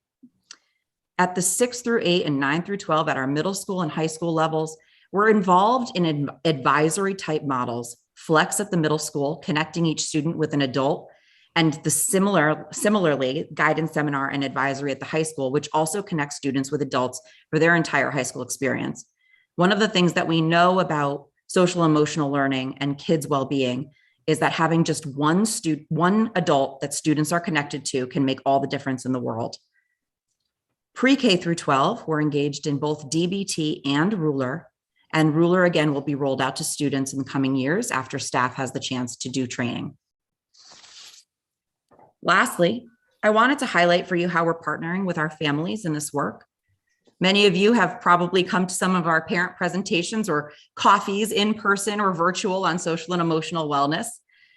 CBC has run some parent workshops regarding DBT, and our PTOs have been phenomenal in getting guest speakers at various school levels to join us to talk about social and emotional learning and wellness. I personally have run some parent and faculty book clubs using books like Raising Human Beings and Permission to Feel. And Royal parents, if you're out there, you'll be getting some more communication from me about upcoming ones. So look out for those if you'd like to join for some more fun book clubs. We also have our extracurricular participation meetings at DHS, and our CDSP has sponsored programs for many parent-school connections in this area. I'm going to turn it over to Dr. McCarthy to finish up our presentation. Great.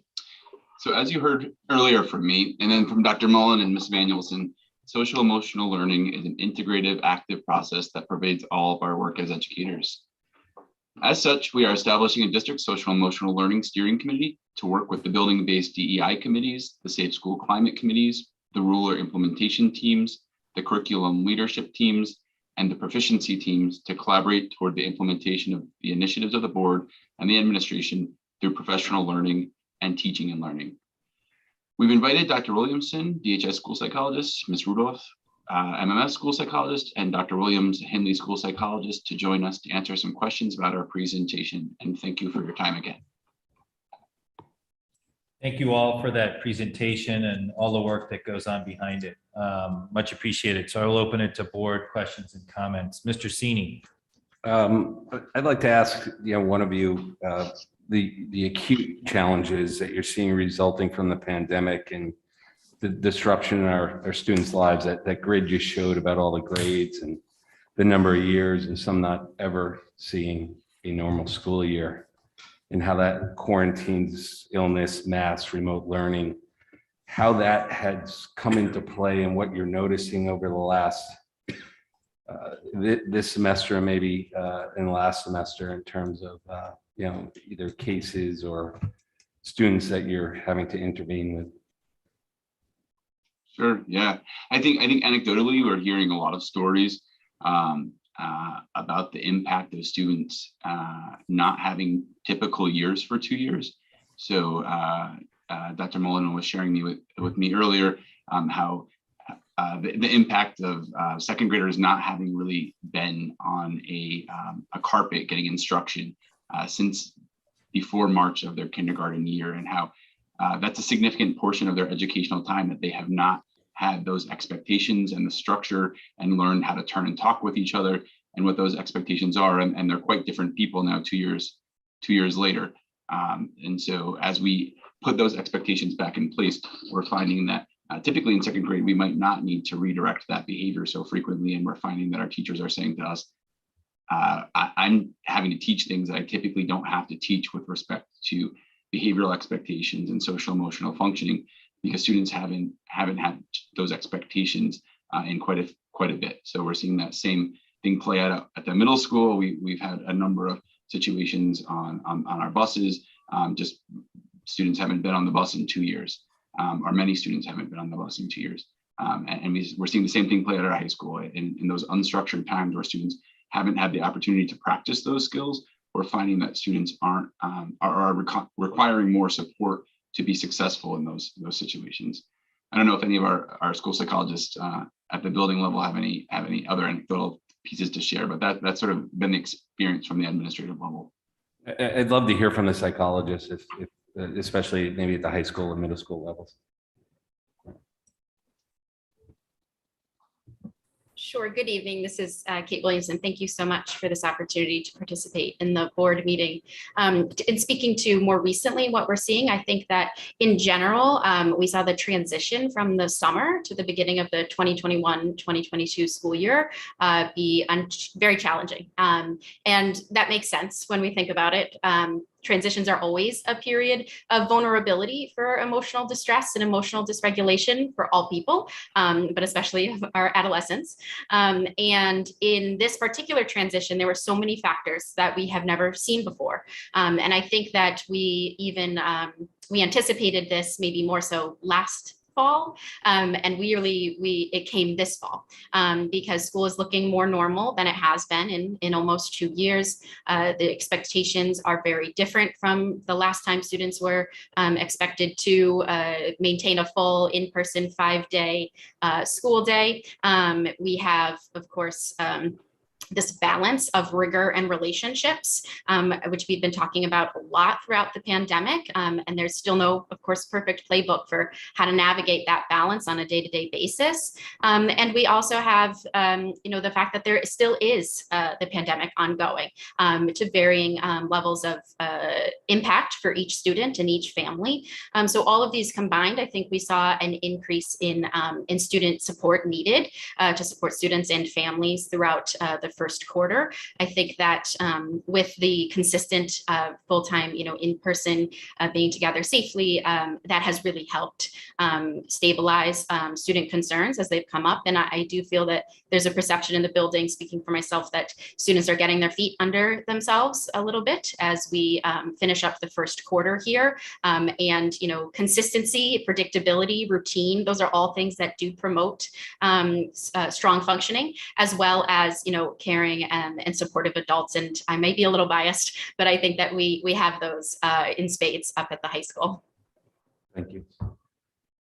Mrs. Stein. Hi, everyone. Thank you for the presentation. Alan, correct me if I'm wrong. I don't think the board, we knew about the pilot at Royal, the CPS. It sounds really interesting, but can you just speak a little bit about budgetary impact? And then, Garen, assuming it's a pilot, what is the plan going forward if it's successful? What is the rollout for the district? Thank you. So that has been incorporated into the budget as part of our budget for this year. And as Garen says, it really is around that kids will do well if they can, and you focus on the skills that they're lacking in.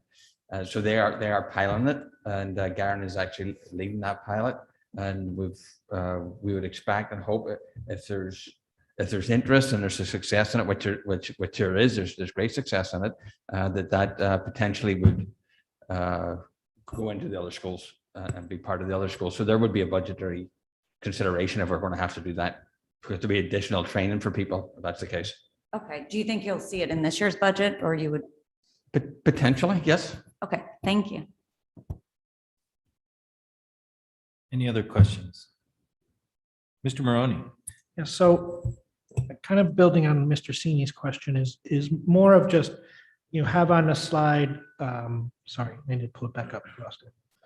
The anxiety and the unknown. And to me, it's kind of a double entendre, is that the anxiety of the unknown, or is it the anxiety that we don't know and our kids slipping through the cracks? Or I guess my question is, how comfortable are we that we're reaching all kids who are not even in crisis, but just are crying out for help? And are we addressing that? And can you, and to echo something Mrs. Parent was asking the principals before, do you have everything you need, or can we provide more?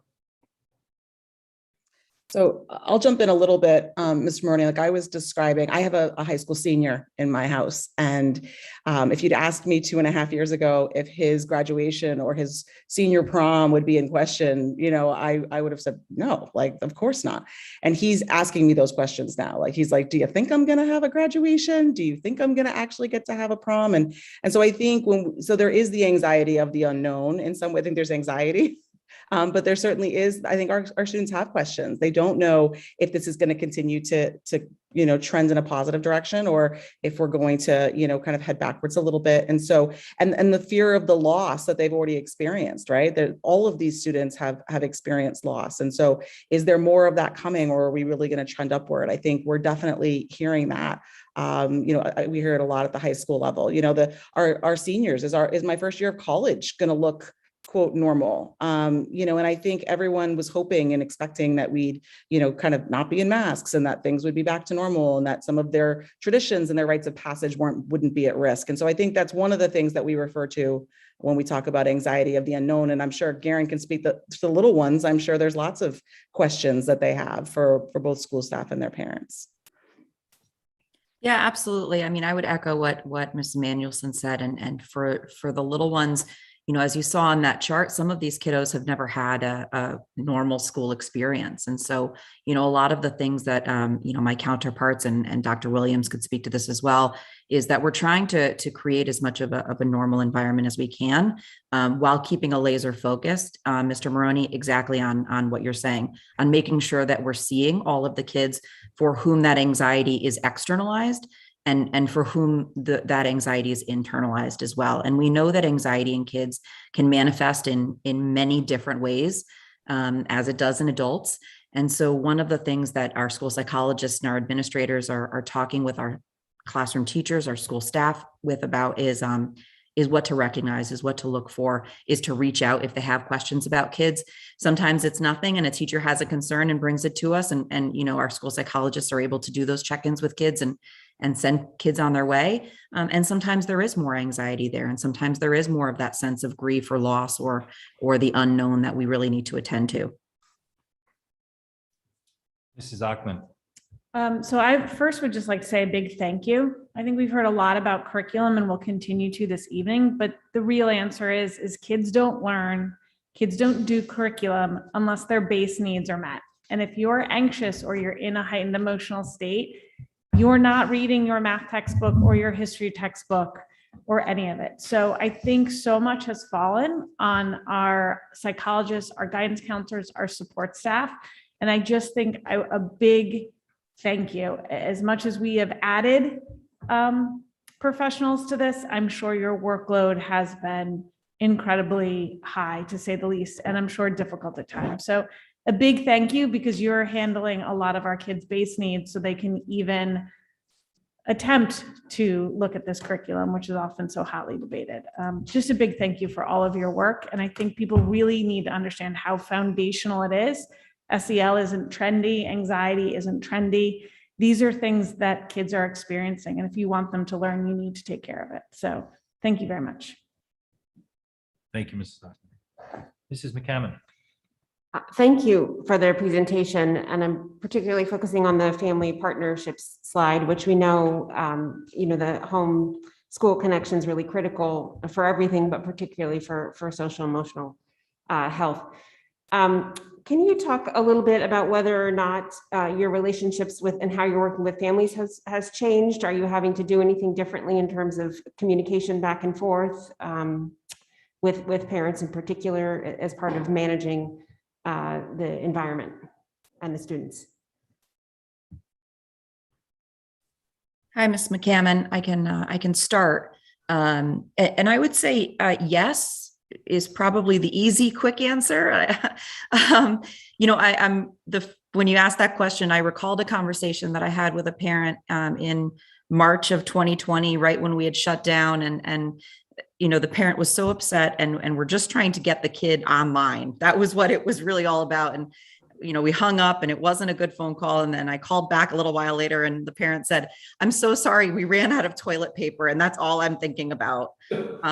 And that conversation to me, it probably sounds silly. I think it's guided almost every single conversation I've had since then, because the way that we're partnering with families is different. There's different needs that we're attending to. There's different ways that we have to communicate. I think as principals, as administrators, as teachers, one of the things that we're trying to do is just be super clear in our communication to make sure that everyone has the information, access to information, because you guys know there's 100 things coming at us every second, and it's just really hard. The past, I don't know, how long has COVID been going on? 100 years at this point. It's really hard to keep track of everything. So I think anecdotally, that conversation that I had with that parent in March of 2020 has guided the philosophy that I've tried to have in terms of communicating and partnering with families, which is sometimes things are really tough, and it's sometimes because you ran out of toilet paper. And I'll just add on to that too. In the past, our partnerships around our parent coffees at the building levels with CDSP, the PTOs at the building level, have really focused on delivering content and information for them. And what we were hearing from our building-based committees is we're overwhelmed and we're stressed. And right now, we don't really need another presentation or another Zoom meeting to hear more content from you. We need support. And so we've shifted our focus sort of to what Dr. Mullen was saying. What do you need right now? What do you need from us? How can we support you? To Ms. Ackman's point too, if you're not meeting your base level needs and we can't support you with that, your children and your families may not be successful. So I think we've seen an increased focus on our social workers connecting families with agency work and making sure that communities have those, or families have those base level needs so that they're able to be supported and successful. I would say at the secondary level, the answer is sort of yes and no. Like, it hasn't changed in the sense that we've always worked really closely with families. We've always had very frequent, various modalities of communication with families. Our counselors and our support staff were in constant communication via email and phone and in-person meetings with families. So I feel like that's absolutely, we've always been really, I think, great communicators, and I think that's all still happening. But absolutely agree with Garen that the nature of those conversations has shifted and evolved. And, many of us, are come from a systems focus that families are systems and the system impacts each other. But really hearing a lot more about, unique circumstances that are impacting families and therefore children, and really having to shift to support not just children, but whole families. And so we're very much prepared for that work. But I think it is, we're seeing the nature of the communication and the needs changing a bit. Thank you. Mrs. Parent. Just quickly building on the idea of family, I'm just curious if you have seen the number of parents initiating conversations about the wellness of their child increasing because of COVID, or if it's just anecdotally, I just feel like parents are more aware of wellness and mental health because of COVID. And I'm wondering if that's translating into being asked more of by parents. Yeah, I'm watching all of us nod as you're adding that question, Mrs. Parent. Thank you. Yeah, I think the answer is absolutely yes. And, we've all been home with our families for a very long time at this point. So I think there is that laser focus, and we're seeing things that we didn't, maybe ordinarily or pre-COVID times. I think certainly one of the things that makes me proud of is that we've established trusting relationships with our families. So they do reach out. And I think that's a great indicator of those partnerships. I know that at the elementary schools, having two different school psychologists has been so helpful to be able to have, somebody really focused on different grade levels. Parents know who their go-to person is. And I know that that's the same thing at both MMS and at DHS and the Fitch Academy. So I think having parents know who their go-to person is when they're having those moments of wonderings and doubts and concerns and questions, it takes that stress off, even if those concerns are big, because having someone answer the phone on the other end and say, listen, I got you, let's talk about this, has really been helpful for many of the families that we've talked to. And I see my colleagues nodding. Megan, I don't know if you want to add anything for the secondary level. Yeah, I think, part of it too, just we talked about the anxiety of the unknown. I think adults and parents are experiencing that too.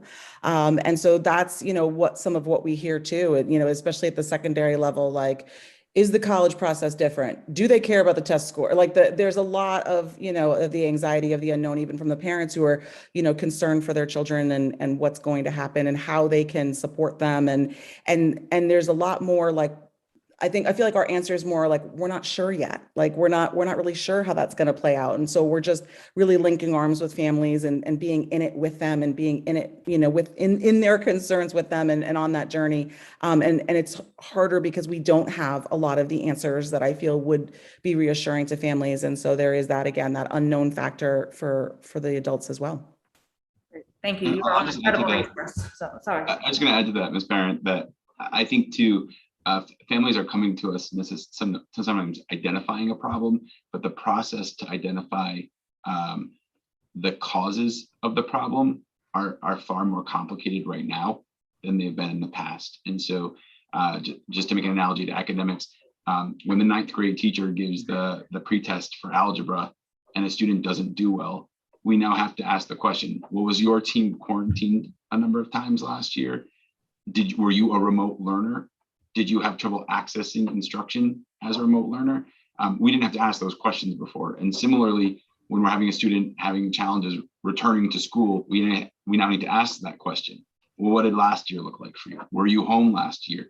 And they're questions that both our families and our school staff have to explore differently than they did in the past. And so it just creates an increased layer of complication in that analysis process.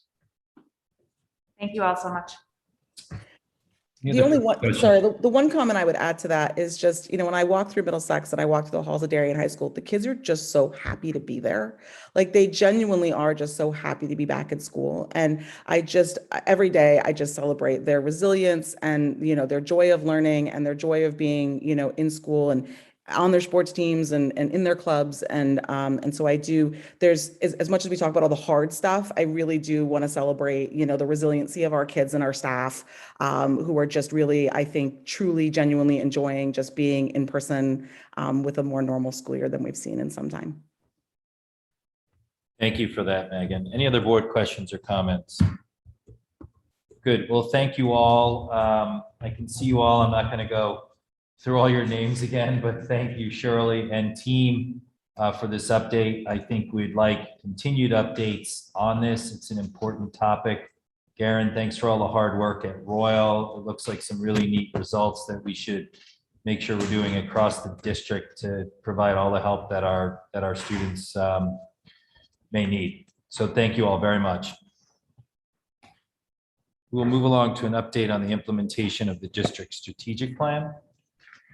So this is the first in the series that the board had requested. I'll just mention that we're barely 2 months into it. So the way this is framed, the memorandum shows essentially each of the 7 goals. The strategies are the strategies that go along with them, and the actions are really the actions that are pulled out for year 1. If they're year 2 or 3, we're not there yet. Clearly, any of the goals themselves are also fluid, and it'll be a living document as we go forward. So hopefully the memorandum is a little bit simpler than wading your way through the actual strategic plan itself. So the way we have sort of set it up for feedback, and I'm certainly happy enough to reconsider how that looks or otherwise, but it just seemed the simplest just to list the strategy and the actions that were pertinent to happening in year 1 or year 1 to 2 or that way, and sort of prioritize them. So with that, I'll be happy to lead off with perhaps talking about goal 1, what the major big things are. I'm not going to read all this, right? We'll pull out a couple of things. We'll pause there and go to the next one. Would that be okay for the board? Yes, thank you. With that, Chris, I'll let you sort of just touch on the highlights of each of the actions updates. Thank you, everyone, and good evening. Just to level set a little bit, diversity, equity, and inclusion come up throughout the strategic plan. I had the opportunity to be part of this committee, and it was already in progress when I was hired. So I joined the group in, I think, April was the first meeting from the time that I was hired, and they welcomed me, and I appreciate that. But something the group was very aware of was the importance and clarity of language. And what you see in the core values and beliefs specifically is diversity, equity, and inclusion.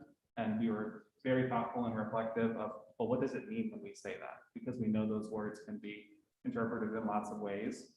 So equity, this is page 8 and 9 of the strategic plan, if you're looking at that. Equity is advocating for and advancing opportunities and outcomes for all. And diversity and inclusion is creating a community that welcomes and embraces the full range of human differences. So when we say DEI, that's what we mean. And it's just important that that's clear as we talk through this. So I'll highlight a few things from goal 1. The first is, and this is another, it really emphasizes the importance and clarity of language, because there's a goal to talk about, well, what do we actually mean in Darien when we talk about high quality instruction? Because we love to talk about how great things are, how wonderful the instruction is, and that's true. But when we say that, do we actually mean the same thing? So our Professional Development and Evaluation Committee, which we affectionately refer to as PDEC, they are regularly charged with looking at not only the professional development that we offer to support teaching and learning, but also the teacher evaluation and feedback system. And as you know, there's been a waiver for the past couple of years, so that's been a little bit on hold, and we're anticipating that change. So this year, when we meet on the 9th, they are also going to be charged with developing the process for how are we going to develop that common language for high quality instruction, which I have a feeling we will affectionately refer to as HQI, because we love to have an acronym for everything. So get ready for HQI. The other piece is just like students have to, one of our big focuses with students is relearning how to work with each other in groups. We're doing the same thing with adults. So when we talk about professional learning communities, how are we working together in the same room now that we have the opportunity to do that again? So we're really spending a lot of time talking about what do professional learning communities mean, what do they do, and how can we achieve the best results for students. Also under 1A, I did want to point out the procedures for the collaborative learning experiences for partner work and small group instruction. Because again, that's not only about adults. This is one of the challenges, and we just heard that a bit in the presentation, that's a really challenging part. When you look at second grade especially, you may have seen that graphic before, but our current second graders have not had an unaffected school experience. And that's really important that we remain conscious of that throughout for years to come, I would anticipate. Under 1B, revise and create the curricula that are designed to responsibly represent diverse perspectives. So what that means, again, diverse perspectives is trying to represent everyone. So with the work of the Strategic Planning Committee, what we try to include in that language is make sure we are encompassing the needs of students with learning differences and also encompassing the needs of students in gifted and talented programming. So that was the range that we were talking about. It's all students, no matter what the program is, no matter what the identification is. So for the professional learning focus this year, we are continuing our partnership with Dr. Marilyn Friend, who is working with our elementary teachers this year regarding specially designed instruction. And we also had the gifted program evaluation last year, which was intended to give us all feedback. And that was very well received last year. And it's really looking at how can we provide access to this program for as many students that should be in the program. That's the idea. So it's not about removing a program, it's potentially about expanding it if that's what is best for students. The other piece with one of my favorite quotes, I've been quoted in the paper many times as a school administrator, but I think the Darien Times 2 weeks ago quoted me as saying, curriculum is not a secret. And so I'll take that one to my tombstone. Curriculum is not a secret. So with our UBD framework that we have, understanding by design, I think I talked about the 3 stages of that a bit last time. The importance is, yes, we have a common framework, but it looks a little bit different depending on the grade level. It might look a little bit different depending on the content area, and that makes things confusing. And so we are definitely working, and you'll see it in the budget proposal, of a plan to make sure we can be more clear about the curriculum being transparent. Very specifically, how can the stage 1 of what we're expecting across all grade levels, all content areas be available with ease? And with ease being the important piece, because as we work to provide information, we can get it, but it takes sometimes more steps than we want it to. But again, it takes time to standardize that practice. Under the third area of 1C, the focus on establishing the best practices for TLCs, this again is related to, this is really a professional capacity of staff, but the goal 1 area, that team was very focused on Part one, priority and language. Two, what are we expecting teachers to teach? And part three, how can we make sure we're supporting them in what we're asking them to do? So that's the clear pattern and the conversation we have for 1A, 1B, 1C. So that focus on PLCs, as I mentioned, the planned opportunities for diversity, equity, and inclusion. And we also have the additional 0.5 literacy specialist that was part of the grant. Those positions have been important this year, especially when we look at K2 and the importance of early literacy moving forward. So I'll press pause after goal one. Board questions or comments around goal one? Yes, Mrs. Aachen. So we heard a lot tonight about concerns about the idea that we might be stopping APs or getting rid of finals or midterms. And what I'm seeing in the strategic plan is actually the enhancement. What we really looked and we've heard parents ask for years is much more differentiation, diversifying how we learn. And I feel like the concern that we heard in the public tonight is the opposite of this goal. Am I understanding this goal correctly? And I know Mrs. McCammon and Mrs. Stein were on the committee along with Mr. Tranberg. So tell me if I'm missing something, because I would like to address those parents' concerns and make sure I'm understanding this correctly. No, I think that's a good interpretation. And the idea of a strategic plan, this is over the next 5 years where we want to go.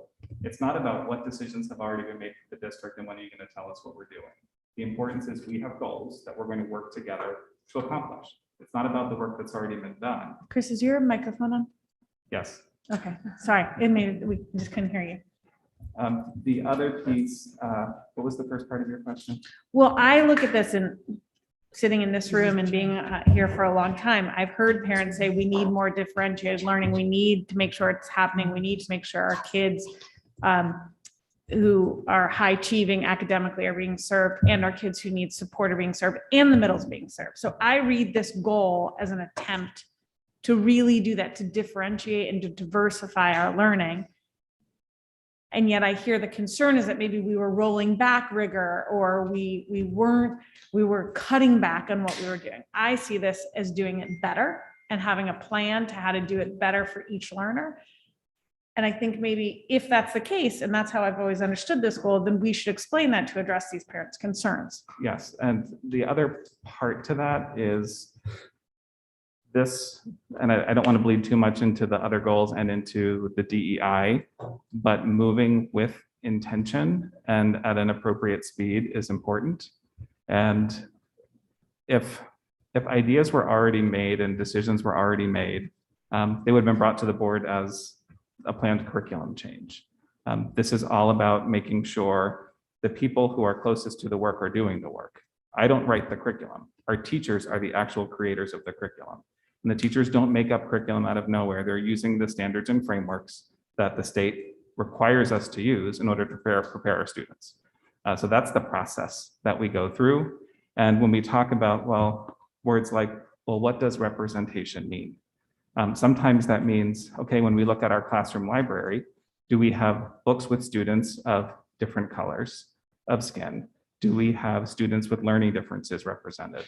When we look at a book, do we have all of the students who are the antagonistic character are students of color? These have been real problems in children's literature. So that's something that you do to make sure you're representing and portraying accurately. It's not about anything other than that. It's making sure we are fairly representing the students that are in front of us and making sure we're aware of different perspectives.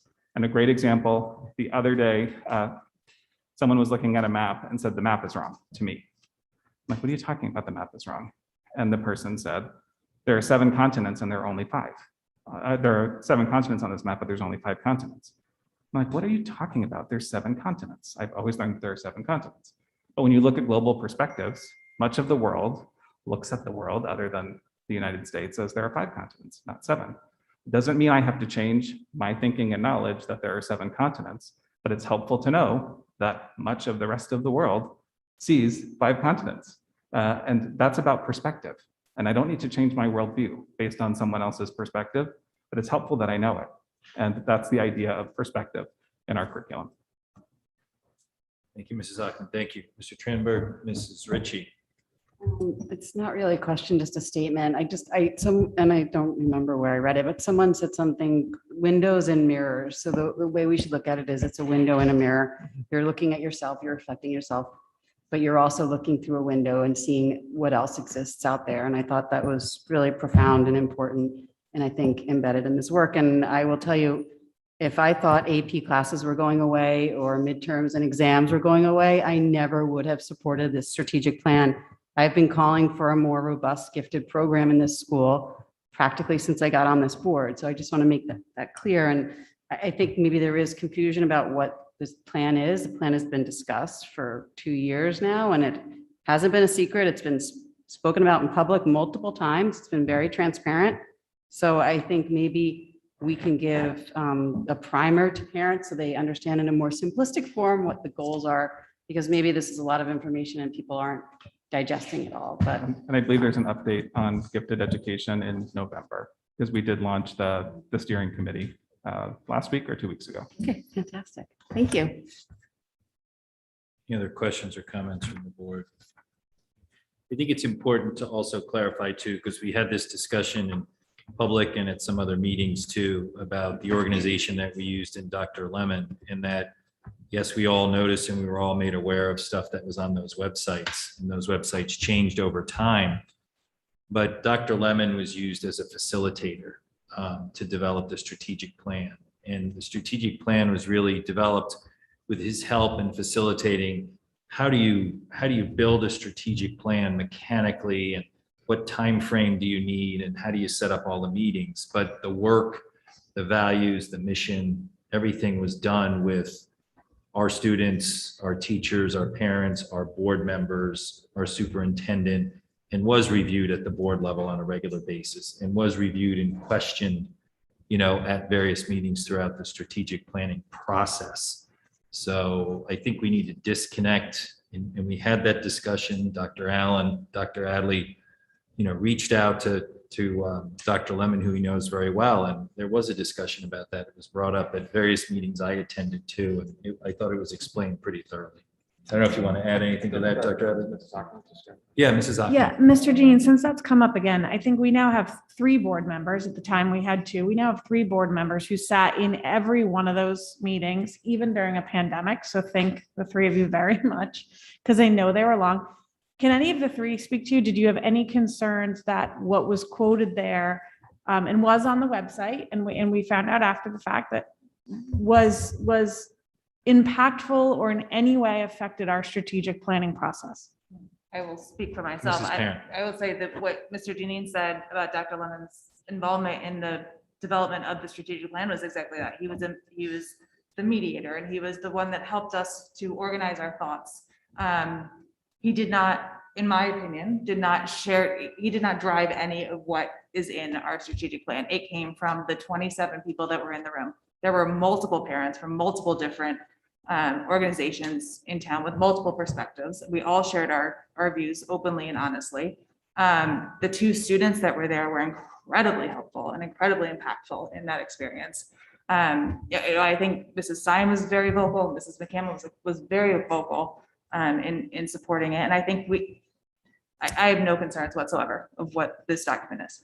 I would just, I'm not going to reiterate what was said. I agree with all. I would also say, remember, as a board, we then took ownership of it, right? And we put our stamp on it. Some of us helped wordsmith the mission and vision statements. Like, we had multiple meetings where as a board, we vetted and made sure it was what we wanted outside of that committee. So I think all 9 of us are, equally responsible for its production. And now it's on us to make sure it's implemented properly.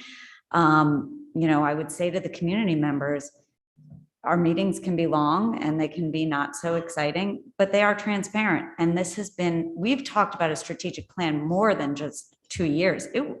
We had talked about it with Dr. Brenner. We have talked about it for years. Dr. Adley came in and actually put it into action. As a board, we had been asking for it. So To the members who feel that they were left behind of our community, get on board now. Here are the goals. Here's how it's going to roll out. Speak up. You still have a say and a part in the process. Thank you, Mrs. Stein. I will add to that too, and I think it's said in any number of these documents that it is a fluid document and things are going to change over time. And we'll continue to listen. The parents will continue to participate. The students will continue to participate. But it is a fluid, living document. Yeah, I'm sorry. I think we just cut off Mrs. McKenna. Okay, sorry, Mrs. McKenna. Actually, I agree with what you just said and what Mr. Tranberg said, which is that what is actually most important is going forward. We've set a framework up with, you know, some work to be done, but it's just beginning. So, you know, I think it's really important that we all be really actively engaged at this point going forward. So part of that will be, what does the conversation need to look like? You know, when do we, you know, we've got our actions, we'll start talking about measures, we'll start talking about next steps. And so I think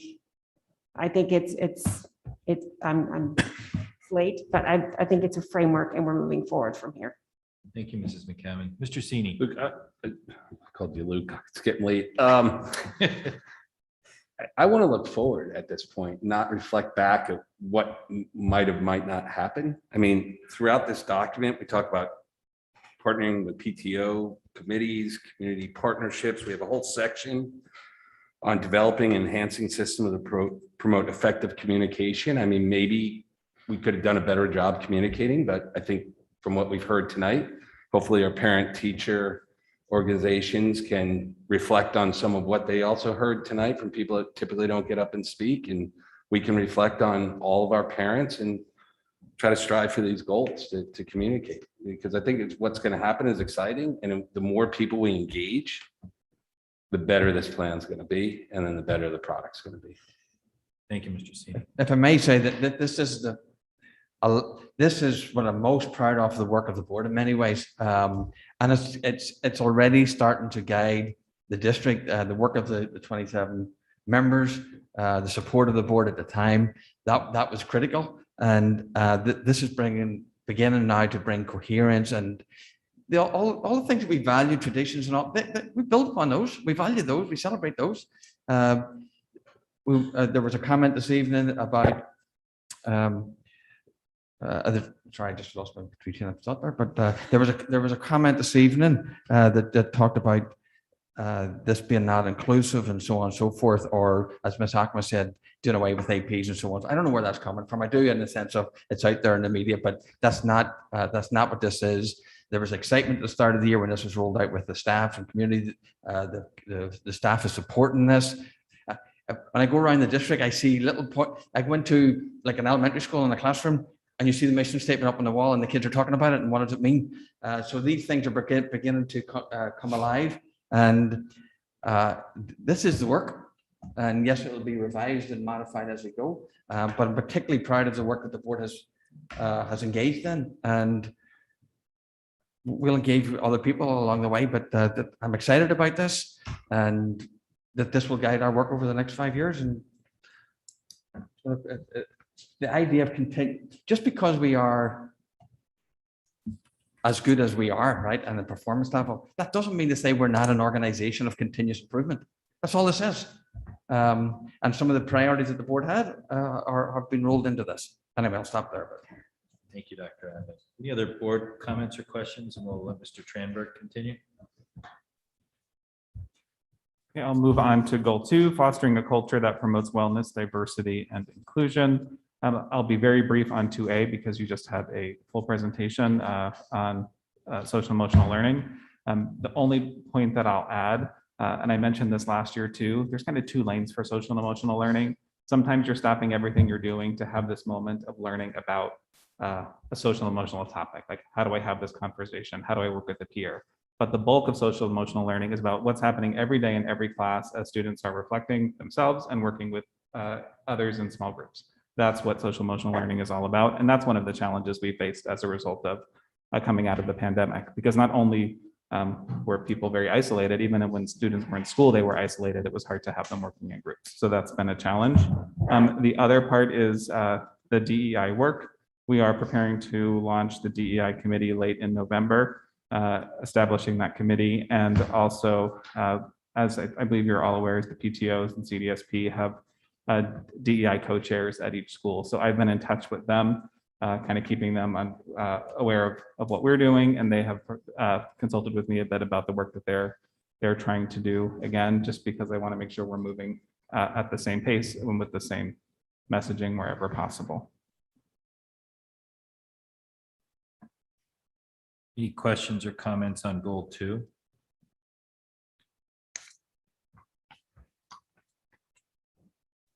Chris? Okay, with 3A, developing a balanced definition of student success through the portrait of the graduate. I'll state the obvious first. So in the strategic plan, it is called the portrait of the graduate. And then the board approved the high school's presentation. I think it was our last meeting in June, perhaps, and it's the vision of the graduate. It's like, okay, so why are there 2 different names? So number one, both names are relatively interchangeable out in education. And so the portrait of the graduate was the approved language at the time that this plan was approved. As the vision of the graduate committee was working, they realized that the vision of the graduate is the NEASC language, and we have our NEASC accreditation coming next year. It was important that that language aligned. So even though it's the portrait of the graduate, the way that the high school has expressed and reflected the portrait of the graduate is through a document that was approved called the vision of the graduate. And this is, I keep saying the high school, and I know Ellen Dunn is listening and she's cringing right now because it's not the high schools, it's the district's vision of the graduate. And so we're working, one of the things that we have to do as a district, that's the expectation of NEASC, is we embed the vision of the graduate PK through 12. Because you can't expect that all of a sudden in grades 9 through 12, these 6 pillars are magically going to manifest themselves and be the vision of the graduate. It's something you work toward along the way. One of the main goals of that was to complete it, and that was done at the end of the year. And the other was in 3B, the conversations regarding the post-graduation survey. So there was a large interest, and this did come from the board conversations.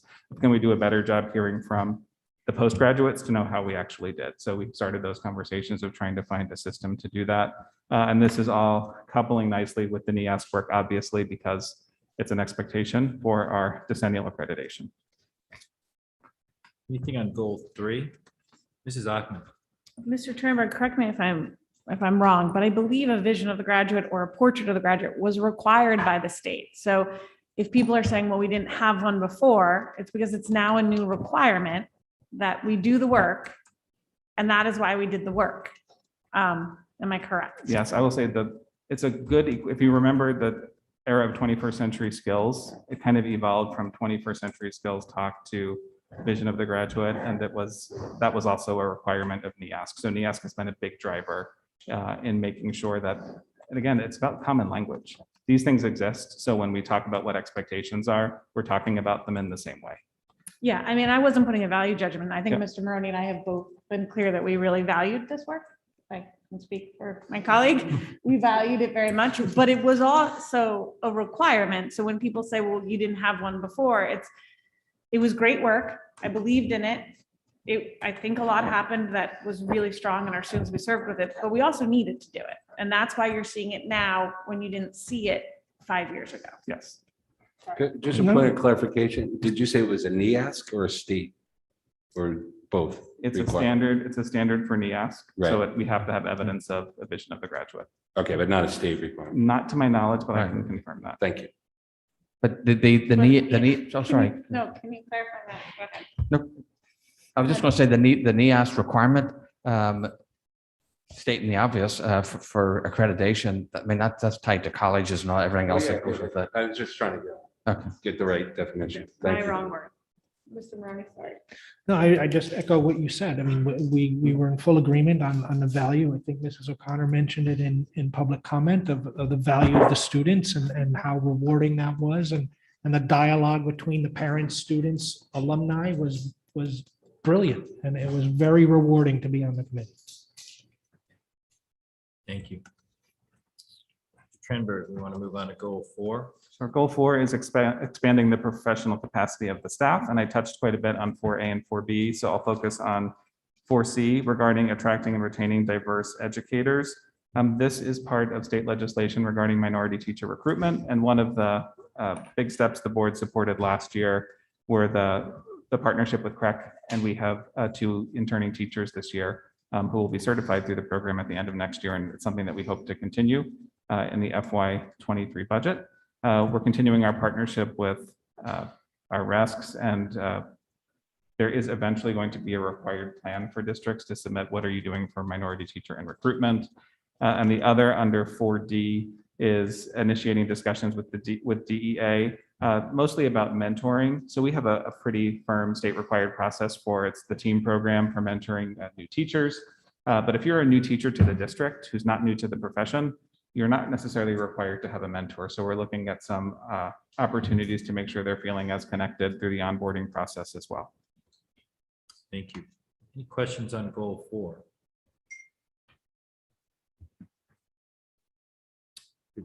Move on, Chris, to goal strategy 5, goal 5. So for goal 5 related to communication, we're continuing to have our board meetings in this forum that we're in right now, where we have a hybrid setting so we can hear feedback. We've also revised our website for ADA compliance. So that work is continuing, but you've probably noticed some changes to our website as well.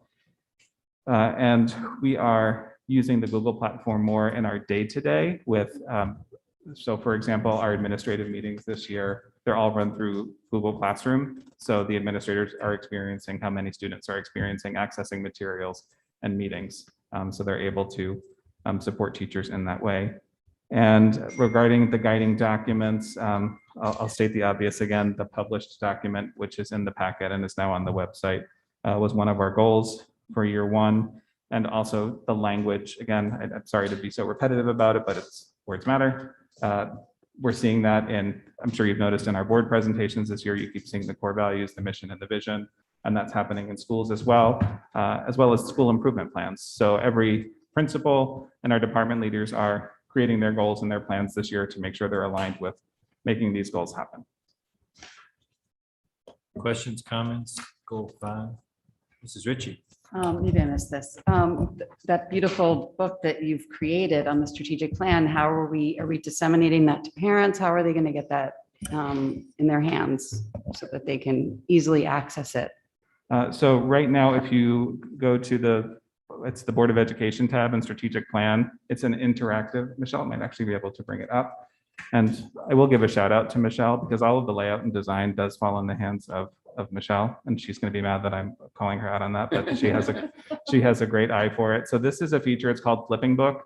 So when you go on the website and you click on those arrows to the right, you actually can flip through like it's a book. When you're printing something in color, it can be very expensive. I'm certainly willing to have a conversation to do that. It's just a matter of how many copies do we print in order to do that. But since we are pushing a digital platform for our students, I'm hoping we can maybe feature this in a communication, make sure everyone's aware that it's on the website. Yes. I don't mean physical copies have to be in everyone's hands, just how they can get that and easily access it. So if there's some way to communicate to the parents and the community, this is on the website, here it is, please read it, please engage in it in the process and get to know the strategic plan and be part of its future development. Okay, because if you told me you wanted thousands of something printed, I wouldn't recognize you. No, that's not right. No. Like, who is I she? guess I didn't mean physically in their hands, just Yes. how they can. I'll send that out Friday as part of my communication. The copy center is closed. Mrs. McCammon. Chris, the audit is mentioned in the memo as somewhere between year 1 and year 2. Do we have a more precise date for when the audit of communication modes is planned? Not yet. But it'll Soon. happen because it's in there. Thank you, Mrs. McCann. Move on to goal 6. Goal 6 is regarding facilities. So the big and obvious one here is Northeast Collaboratives completed the architectural evaluation, and we're moving forward with our building projects. And we're also working on the implementation of Alert Us, and we are still waiting on completion for that. And our old system is still in place until that comes to completion. Questions, comments? Are you okay? Goal 6. Oh, you're going, oh, sorry. Goal 7. Sorry, you're ahead of me. So goal 7 is regarding technology, and it's broken down 7A regarding instructional technology, and 7B is really the systems technology and infrastructure. So there's so many things that have happened with technology. One was the development of the comprehensive technology plan, which you saw last spring, which was actually the first plan developed that aligns with this strategic plan because the strategic plan was approved at that time. Also establishing a district technology council. So that committee met as well as the subgroups. We're trying to make sure we have functioning groups that are handling some of the challenges we face so we can answer questions quickly as possible and get answers to teachers. And we have the transition of those Chromebooks, that are the Chrome tablets for K-1-2 this year. So we are working through that transition as well. And under 7B, I'll point out a focus has been on the internet access and security and just faster connectivity, and that's been underway. Questions, comments?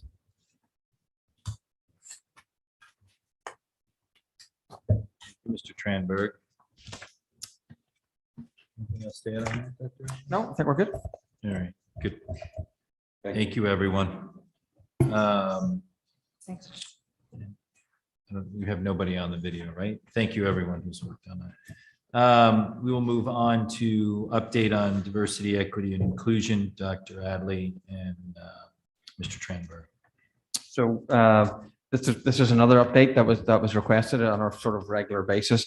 You'll see in the master agenda that I've sort of put it on every other month, just as the update. I hope that's okay because there's just a lot of monthly updates that we're doing. So this is a response to our intervention plan, and there were a variety of services outside agencies from ADL, NCCJ, another firm, Social Change in Boston. There were other programs that were looked at and reviewed by, in particular, the high school administration, the middle school administration, the central services administration, and we ended up falling on this particular model. And I'll let Chris talk just about the nature of it, but this starting on next week, a series of interventions at the school level, at the town level, and also with our DEI committee level. And so Chris can talk about, we didn't set out to have one person, to be honest with you, but that's the way it played out in terms of what this person could actually bring. So Chris, if you want to sort of just talk about that, we'll talk about Mr. Shelton, Ken. Sure. So this proposal is suggesting Ken Shelton from Elevate Education be our primary support to work with us this year for diversity, equity, and inclusion. Just a few things about Ken without reading his bio.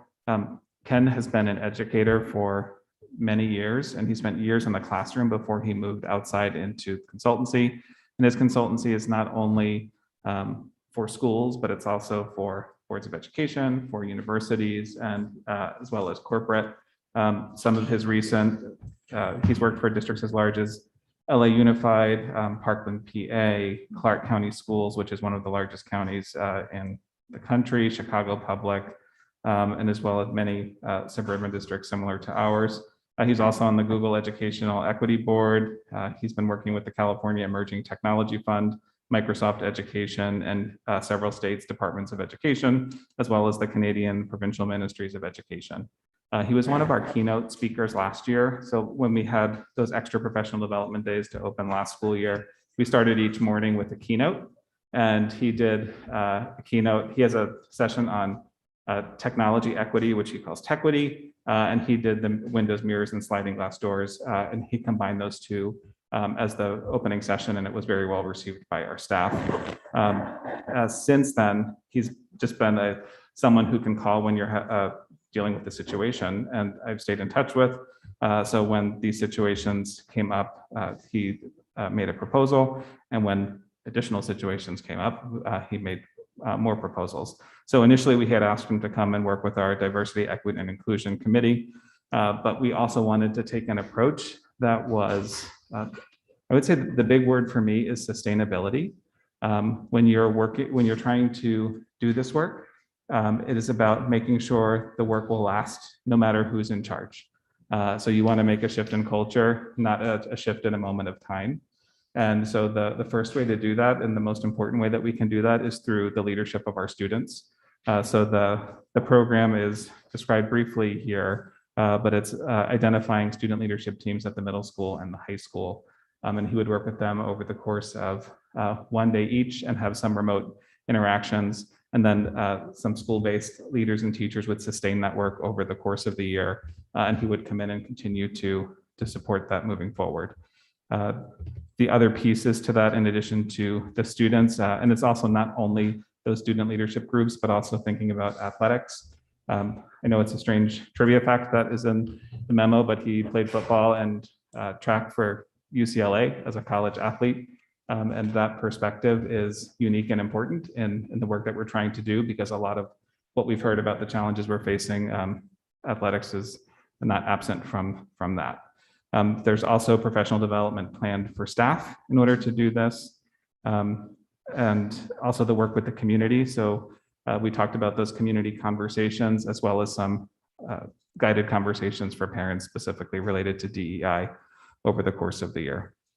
So this is the plan as of right now. Initially, we were planning on a $23,000 expenditure to support the DEI work over the course of the year. And with the amount that we've increased, obviously there's going to be a greater expense.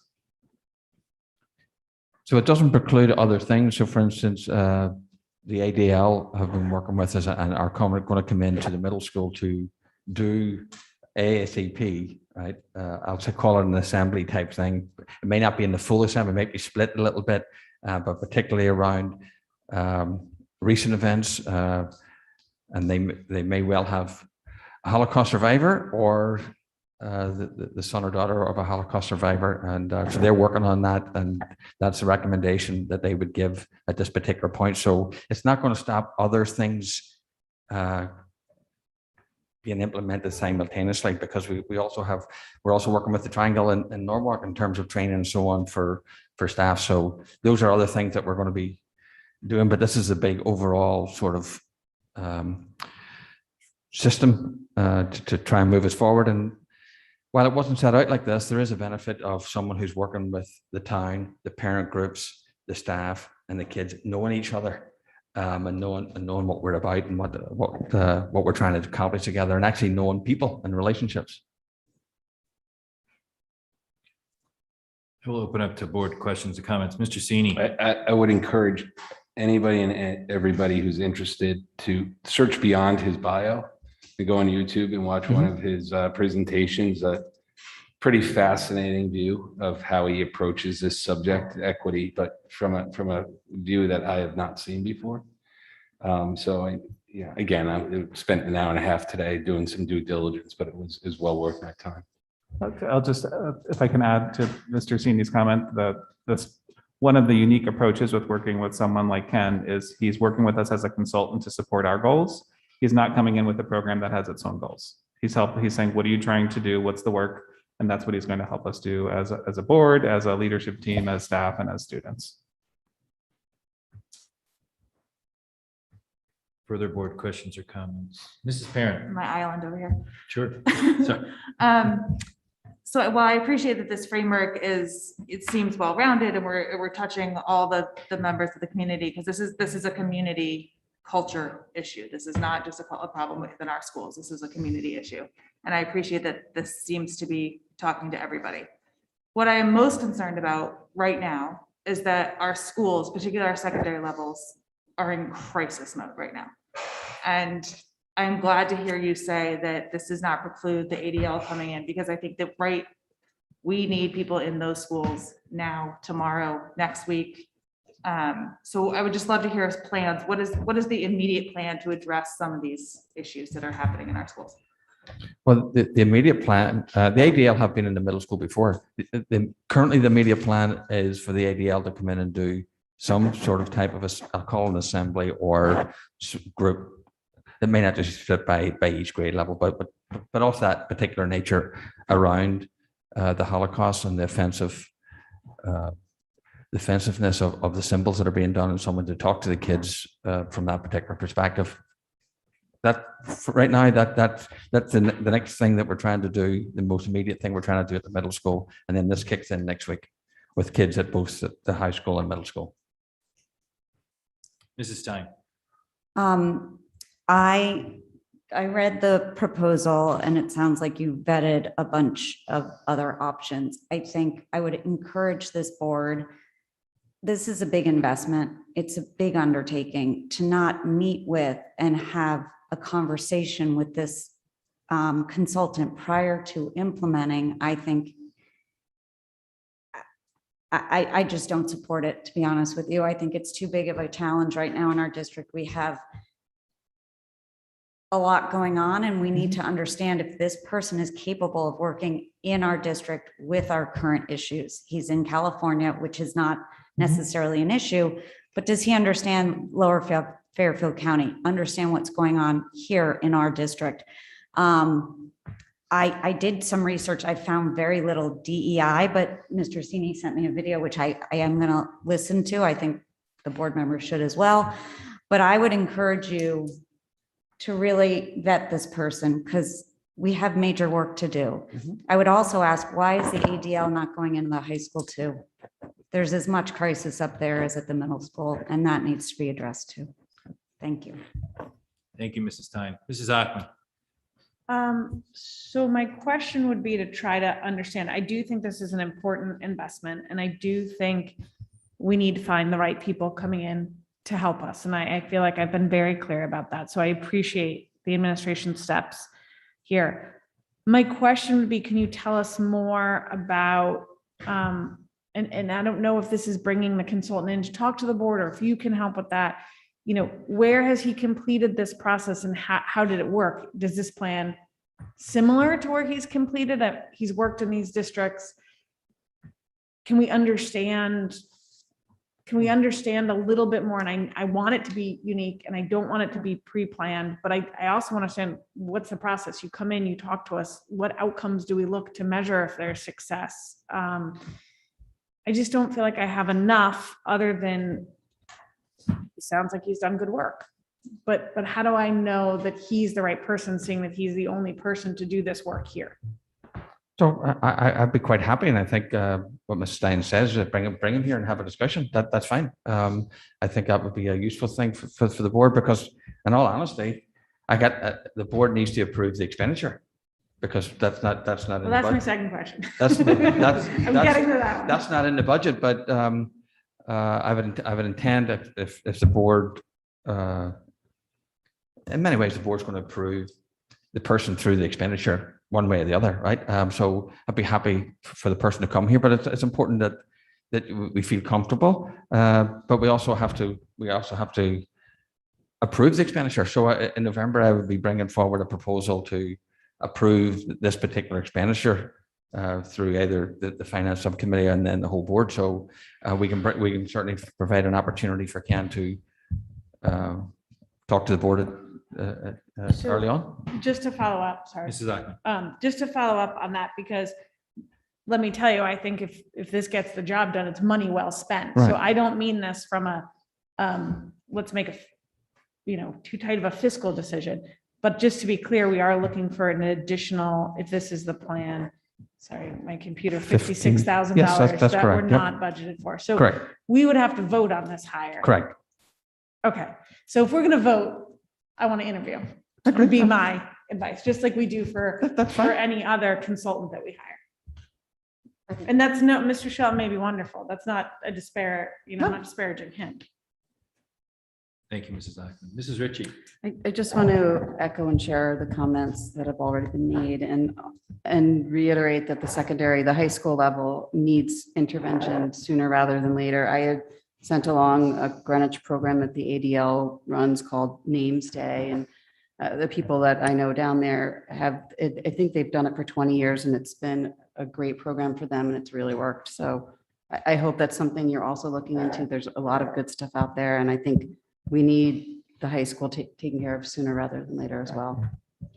Thank you. And I do appreciate people's programs and on that particular program. I had a discussion last evening with the executive director of ADL, and actually, he just left actually this past week. We have Christopher's had experience. I've had experience, different experiences in schools with that program, as has the high school. So there are scenarios where that works, and there's scenarios where that's very difficult and causes other potential issues. So I really respect people passing along the programs, and I would encourage you to continue to do that. But believe me, they're being reflected on and discussed as to their individual merits and whether they're appropriate for what we need or not. There is a worldliness and sophistication here, both from our teachers, our parents, the board, and our children. There are some that just don't match for different reasons. But anyway, I reiterate that I very much appreciate the passing along of the resources, and I would encourage you to continue to do that. Any other board questions or comments around this? Mrs. McCammon. So I agree with a lot of what's been said in terms of interviewing. I think procedurally we have to vote to hire them anyway, plus we have to vote for the budget. So I certainly agree with that process. But just to clarify, you outlined when we met at the end of September that there are sort of 3 phases that we need in terms of response. Yes. There was immediately, strategically, and townwide. So Yes. this really addresses the strategically and the townwide. But you have other plans for immediately, and I think the board probably would like to hear that in a. Well, this is also starting immediately next week, right? With November 2nd, with the staff, and 3rd with the kids at the middle school and high school. And he'll also be meeting with the coaches. So that's immediate in that regard. And we had already contracted him to support some PD and the DEI work. So if he's not the person that the board wants to support after that, we can make a shift. Sorry, I just want to be clear. It's not that I'm not supportive of his work. It's just if the board's being asked to approve an additional expenditure, I would just like to meet the person I'm spending the money on, or I'm approving the expenditure. And invariably, if it's not this person, it's another organization, or not, we're going to have some sort of expenditure, but which I think we would understand. So go ahead, Mr. Sini. Mr. Chair, may I suggest we try to have a special meeting on this in between this and the next, and because I don't want to get the board in the way of progress here. And yeah, in a perfect world, I'd love to interview 3 or 4 people, but I want to use our, professionals' expertise in selecting somebody by giving us the opportunity to interview this person. But if it's, I heard like we should interview 3 or 4. I appreciate it's late in the hour and this is important stuff. So if we could move in that direction, I would support that.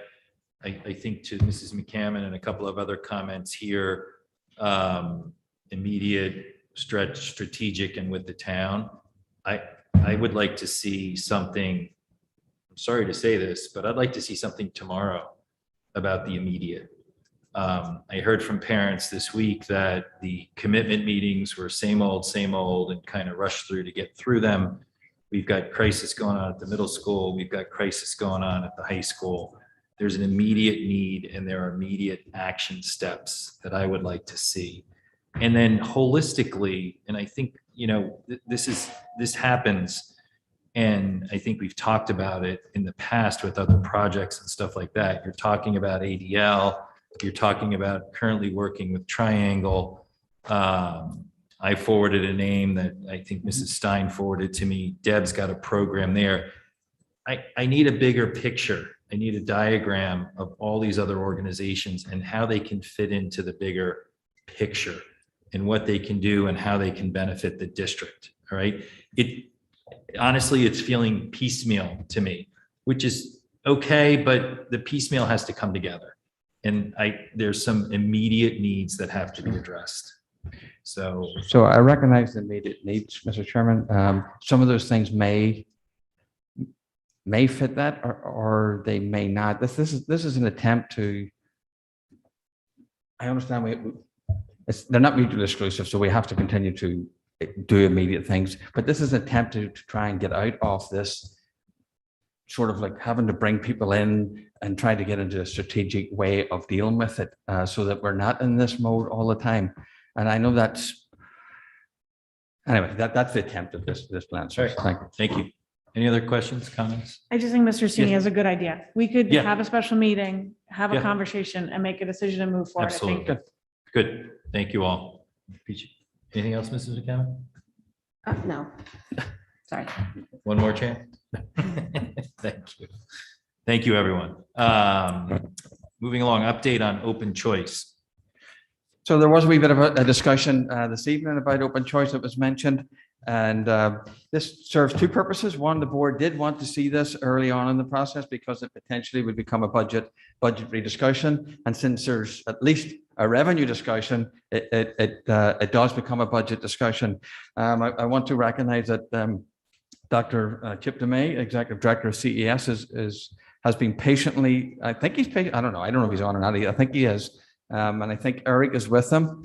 I will say that on this issue of diversity, equity, and inclusion, there are certain signals that we do, and we can talk around a wee bit like what you're saying to me, Alan.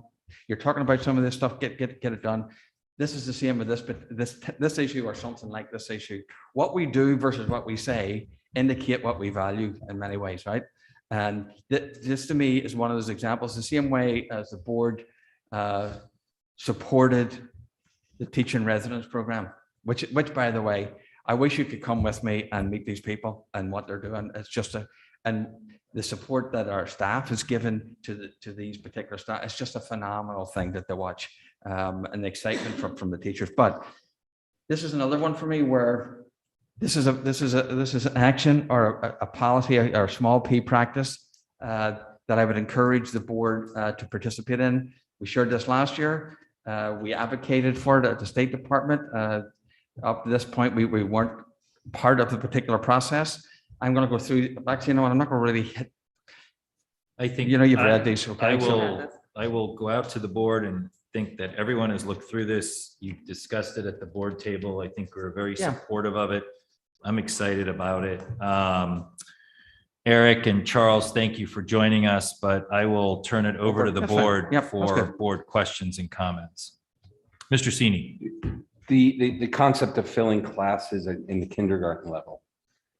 Walk through that and how the mechanics work. And then are they with us K through 12? The most successful way, once they enter your door, once the students enter the schoolhouse, then they become our students. Okay. Right? So that's essentially the best way to do it is for the children to be here as early as possible so they can be successful as possible.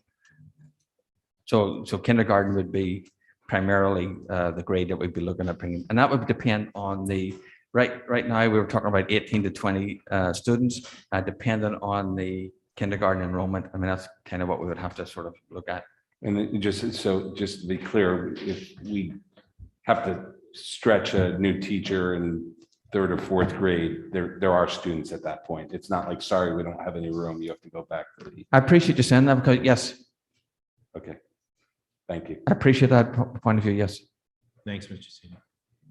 Any other board? Mr. Maroney. Yeah, you said primarily kindergarten. Again, I think I asked this question. I don't recall the answer. Are we, if we accept a kindergarten student, are we then taking on siblings if they are 1st or 2nd grade of those students? Or are we only taking on kindergarten students? Well, that's a good question because in open choice, and I'll let Charles and Eric Chip talk about this in a moment. But in other words, where this is implemented, it wouldn't be unusual where a family would say, hey, I've got a 1st grader or someone else is coming behind or ahead, could they go? That would be a decision. I think we'd have to sort of do, honestly, I would encourage the board to at least adopt a small P policy in terms of how we want to do this or how we might do this so that we address issues like that. Chip, do you want to say anything about that? Sure. In general, after the initial participation by a student, siblings who follow are given preference. But for the initial one, I think you're you're safe to say that starting in kindergarten would not obligate you to first or second graders to also participate. Thank you. Mrs. Ackman. I just feel compelled to correct a couple facts that were said tonight. Open choice is not Hartford forced regionalization. It just isn't. It's been in the state of Connecticut for 50 years. Correct. There's been other voluntary attempts to do this. I participated in one myself. It was excellent. It is not busing. Busing is also proven to not work. So like, let's know what we're talking about. Open choice was supported in concept by this whole board. Our first selectman was supportive of it in multiple meetings. So this has also been talked about for a year. It's not Hartford, it's Darien deciding what Darien wants to do. And to Dr. Adley's point, what we do says a lot more about, sorry, you said it better, but who we are than what we say. Yep. So let's just have the right facts on the table when we make a decision, and let's not just put jargon on top of it. If someone doesn't know, ask a question, but let's not label things, especially a program that has been successful in Connecticut for 50 years, something that it is not. Thank you. Mrs. Stein. Hi, Chip and Eric. Thank you for sticking with us so late. One question, and I asked this question when we discussed this as a board, but would love your perspective on it. How, it's one thing to have kids come in and go to school, but you know, Darien is a very tight-knit community where kids participate in a lot of extracurriculars outside of the school day. It's part of the social fabric of our community.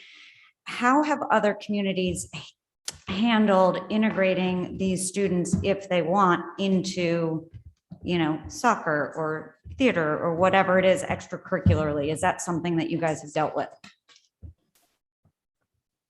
Eric, go ahead. Yes, absolutely. And we encourage that. We want them to, as was just said recently, we want them to be Darien students, fully participating in all of the great opportunities that your programs offer. We do, and it is why you haven't been able to participate so far, because a trip from Bridgeport to Darien is untenable, it's unsustainable, especially with extracurriculars. But as the program is now expanding, I think it's a great opportunity for students in Norwalk to be able to participate in the full opportunities that Darien offers. Okay, I guess I should clarify with Dr. Adley. A lot of our extracurriculars, particularly in the elementary and middle school, are not school-based. They're town-based. So could we engage in some conversations with the local youth groups, the more, you know, popular extracurriculars, to get them on board and make them understand, like, this is something we're investing in as a school, and we'd love your support as well. I appreciate that advocacy, Ms. Stein. Thank you. Makes a lot of sense. Mr. I will also just, if I could just jump in with one more thing. We're in the process of hiring a family and community outreach person, a coordinator, that would be a perfect opportunity for that person to engage with the community and encourage this. So it's not just a Darien Public Schools enterprise, but it's a Darien Town enterprise. I think that's a great idea. Tremendous. Great, thank you.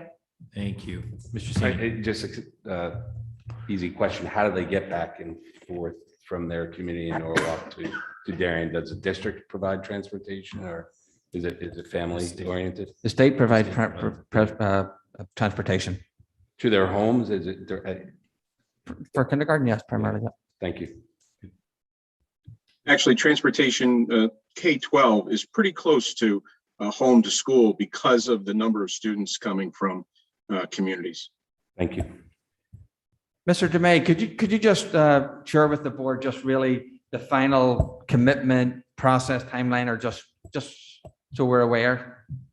Like, I'm aware, but I just want to Certainly. I think we're at a point right now where there's a critical mass for Norwalk, so we will be moving forward with this.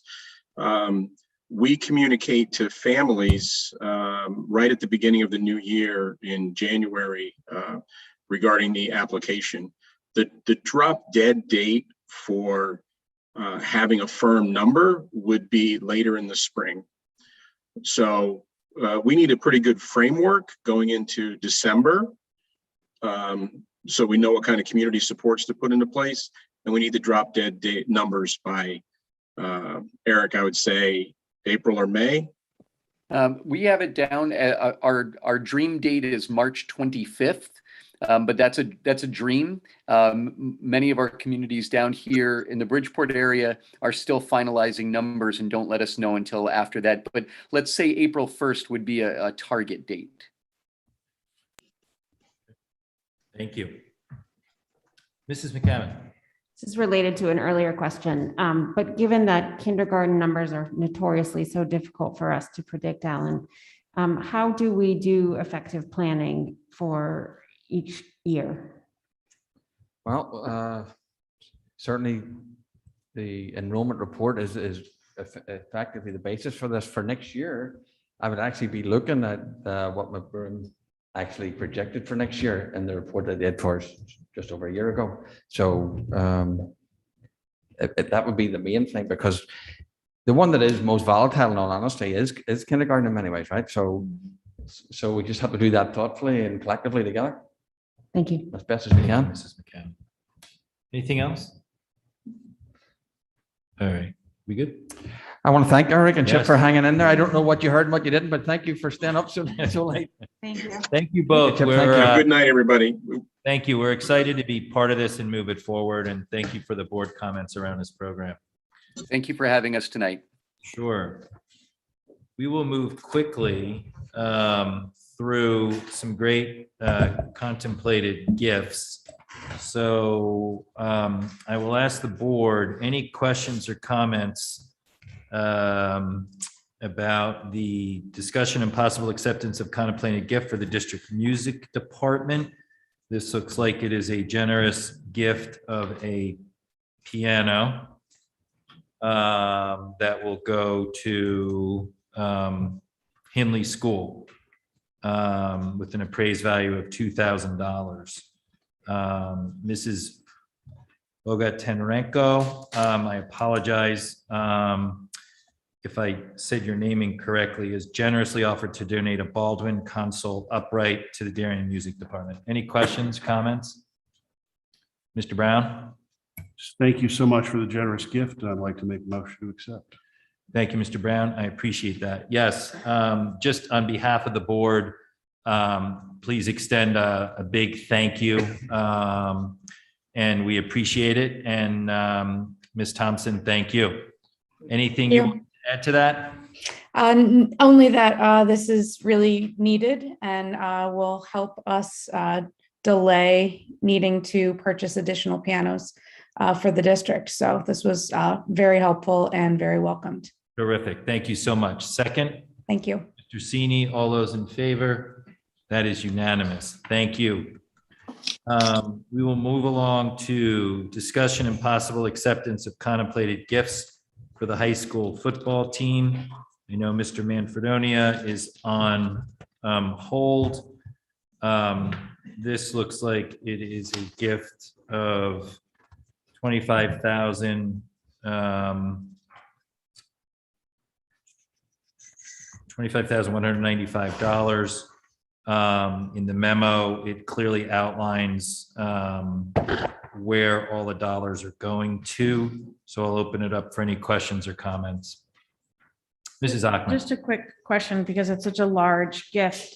I want to be clear that the athletic director, the director of finance, and the superintendent have reviewed this and feel it appropriate.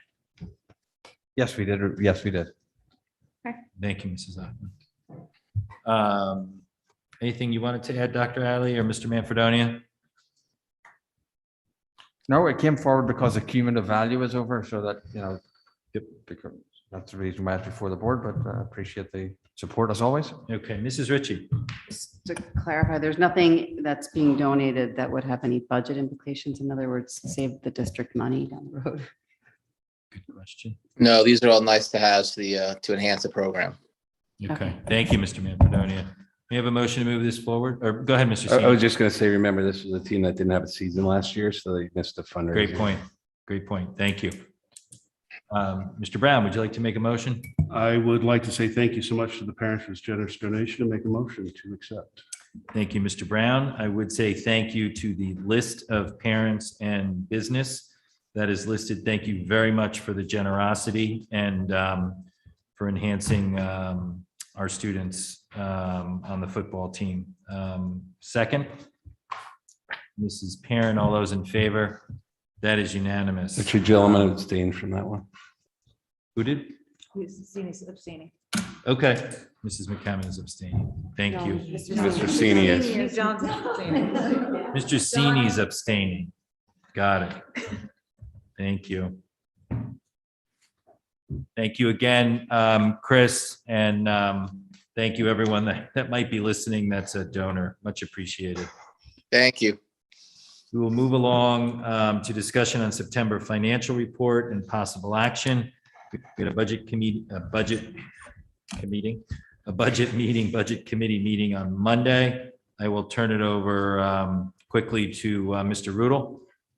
Or I'll just wait for it to come up.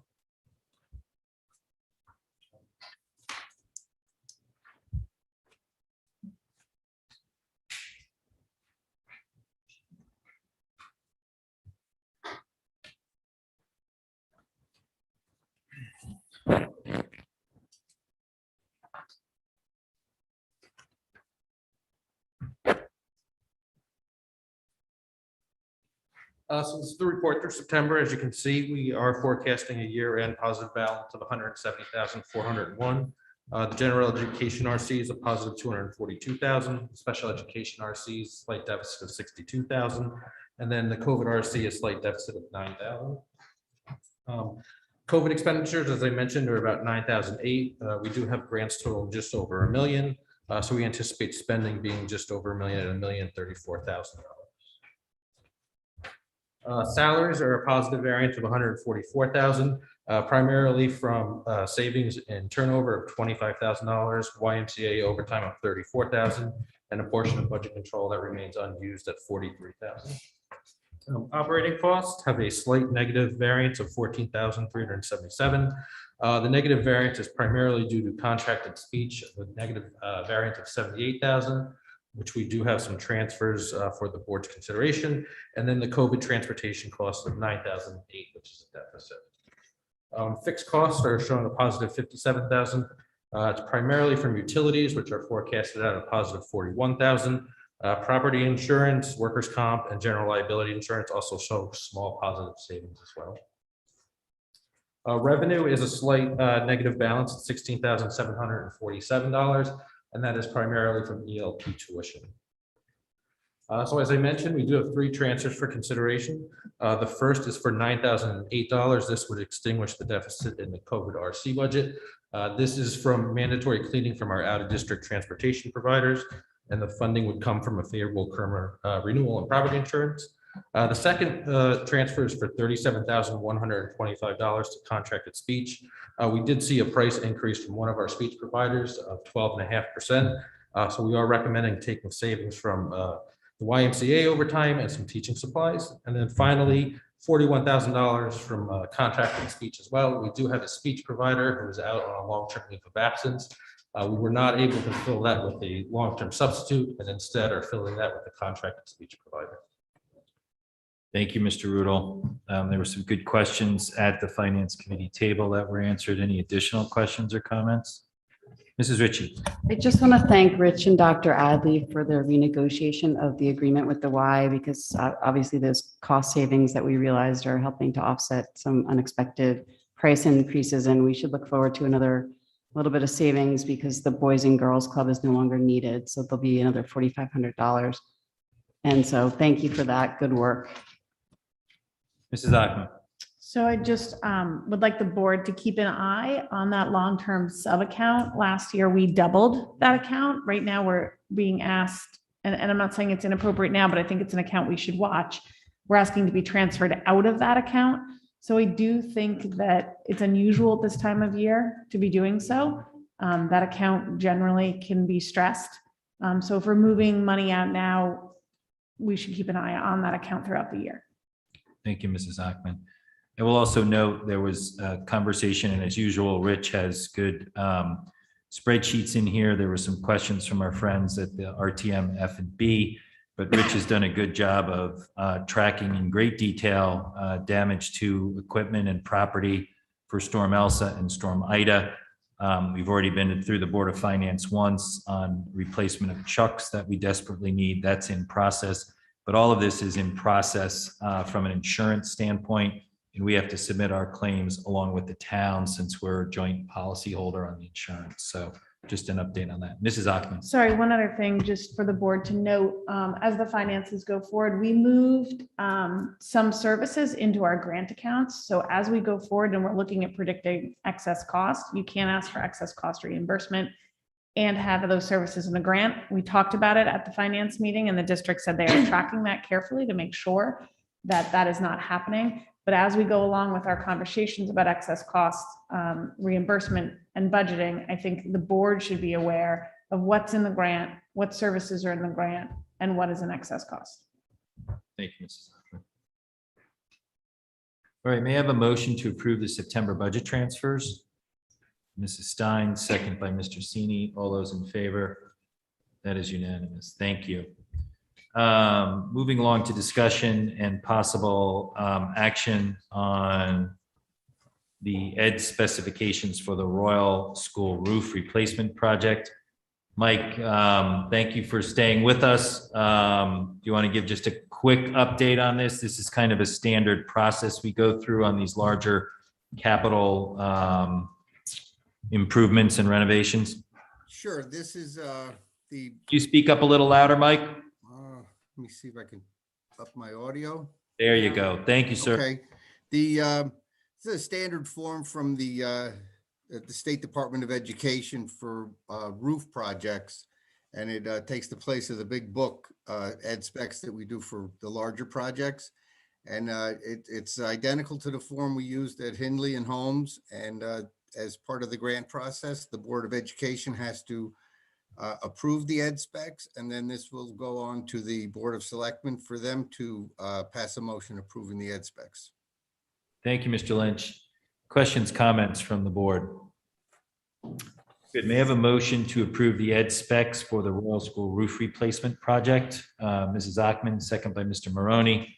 All those in favor? That is unanimous. Thank you. We'll move next to the discussion and possible action on capital budget transfers to complete the copy center project. This was also a discussion at the finance committee meeting. Dr. Adley, do you want to give a quick update?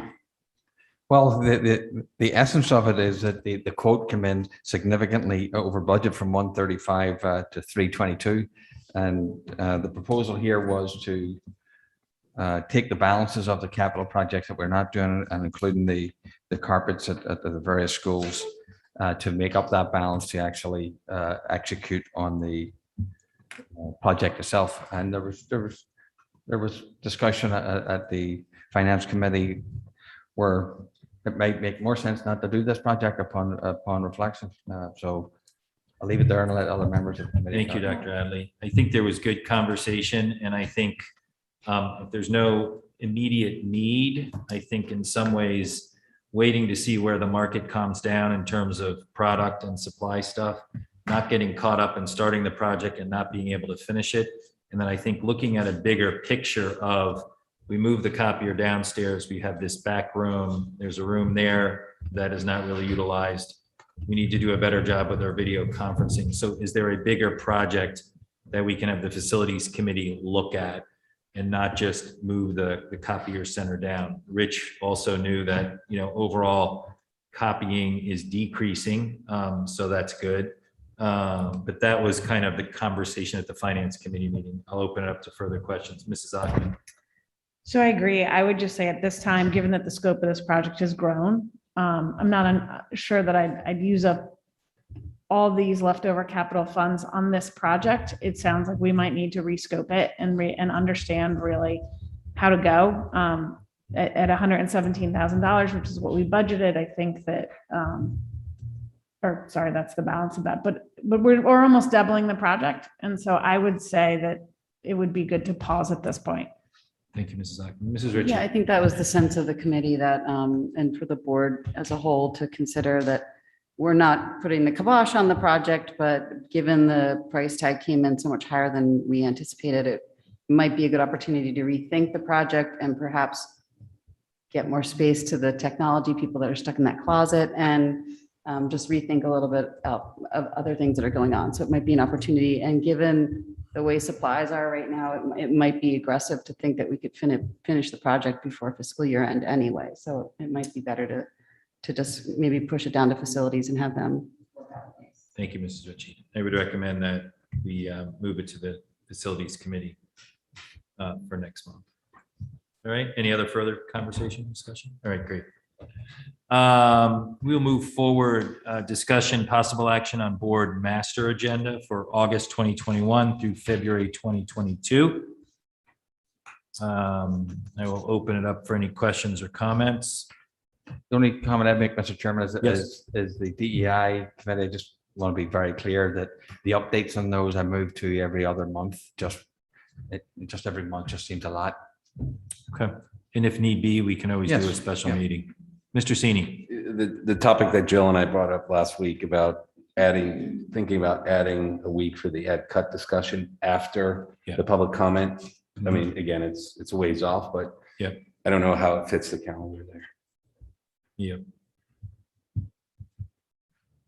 Yeah, I think we should incorporate that in. I don't know where the 15th or where February break. So I'll work with Dr. Adley and, get board feedback on how that budget calendar works. Well, you want to incorporate the discussion to make the decision, correct? I want to add a week. I think what Yeah. Jill and I brought up, we want to add a week between February 1 and February 8. So I'll look at the agendas going out. We'll see if we can add a discussion around it, just so we all understand and we're all clear with the budget calendar. And if need be, we can have the discussion and possible action of incorporating that in there. All right, good. Just don't want to run into the same issue. Yep, understood. Good. Do we want to move forward in a motion to approve the board master agenda for August 2021, 2022? Mrs. Ackman, second by Mrs. Parent. All those in favor? Thank you very much. Further discussion and action on the adjustment to the 2021-2022 calendar for Hindley School Makeup Days. I think we had this discussion. Any further discussion around that? If not, I'll move to motion to use 2 professional development days, Friday, January 14th and Friday, February 18th as half days for students and half-day professional development days for staff. Motion to accept that, Mr. Maroney, second by Mrs. Parent. All those in favor? Thank you. We'll move on to discussion on the high school stadium lights agreement. Dr. Allen, Mr. Sini brought up that this was coming to its expiration. It's really to put it on the table for further discussion. I would suggest everyone reads through the agreement. We had one of the neighbors speak this evening, which I appreciate. But I think there's some discussion to be had. There's possibly some decisions to be made. So the agreement is there, and we'll put it on for further discussion shortly, so we can have that dialogue before it expires. Mrs. Ritchie, are you leaving us? Thank you so much. Take care. Bye. Thank you. If everyone's in agreement with that, or if anyone wants some discussion around it now or additional information, I'll open it up. Mr. Sini. Just real quick, Duke. I think it's important that we have a discussion with council on this as well. Yes. There's the portions of the standstill agreement that, we should fully understand. Yes. If we do want to move forward and make changes or not. Good. So I'll everyone read it, come back with their questions, and then we'll actually look for the right council to be present to kind of go over what can't, potentially what conversations can be had. So the good news, I don't know if you quick update, Alan, you reached out, which is part of the agreement, had conversations with the neighbors, which we appreciate. I think Paul is still on the line there. They have been good neighbors and been very cooperative and very also supportive of the program. I think it's probably fair to say that ideally our neighbors would like the security of another, whatever they agree, whatever it is, whether it's the same modified, another 5-year period. So it gives them not the unexpectancy of any given time has changed. So thank you. All right. We will move on to personal items, appointments, resignations, and retirements. Marge. The two teachers are the ones I mentioned at the last meeting, and an additional special education paraprofessional resign. Great, thank you. Motion to approve the PAR, Mrs. Stein, second by Mrs. Ackman. All in favor, that is unanimous. We will move back to public comment. Anyone in person? Mr. Burke. Very quickly. Thank you, Mr. Burke. I wanted to come here and officially welcome Katie Stein and Deb Richie to the newly formed Board of Education Alumni Association, which they'll be joining in a very few moments. Thank goodness they're coming, because we can certainly use all the help we can get. But seriously, I did want to come here and honor their extraordinary service. Darien owes them a great debt of thanks. It was my privilege to serve with both of them for a period. I can tell you from personal experience that their votes were never influenced by party or ideology, but rather their sole principle was what was in the best interest of all of our children. Their energy, faith, and devotion, which they brought to their volunteer roles, brought educational excellence and hope to thousands of our children. For Katie and Deb, creative thought was always what mattered most. Though this is a public school setting, I don't think anyone will mind if I finish by paraphrasing St. Paul and say of Katie and Deb, they have fought the good fight, they have kept the faith, they have finished their course. Thanks. Thank you, Mr. Burke. Mr. Burke, I hate to ask for your address after that lovely. Oh, come on. I was going to say 1313 Mockingbird Lane. It's almost Halloween, right? Lori Olson, 16 Little Brook Road North. I am not going to cry. I am just going to say thank you for speaking tonight about the urgency at the middle school and the high school. The community thanks you. We look forward to hearing more, but I also just want to remind everybody that maybe we include parents and we have some tools and resources to continue the conversation at home. Thank you, Mrs. Olson. Anyone else in our current presence? Then we'll thank you. We'll move over to Zoom in our virtual presence. We have one raised hand, Ms. Diane Urban. Great. You are unmuted and recognized. Thank you.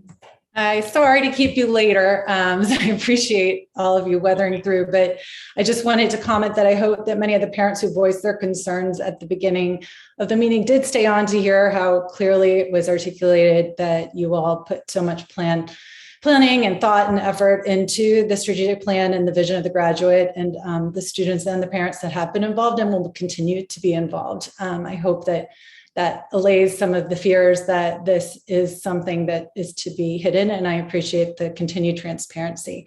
And then I just wanted to comment on the general idea of a pause, because for many in the community, it's been paused for too long. And I appreciate Mr. Janeen's comments that there's a need for an immediate action. These instances keep happening.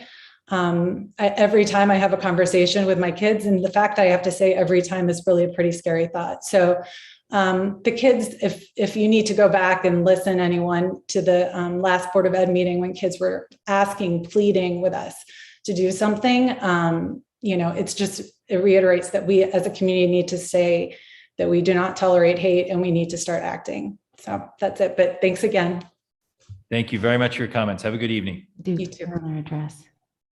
Oh, Diane, could you just give us your address again, please? Yep, 10 Crane Road. 10 Crane. Thank you.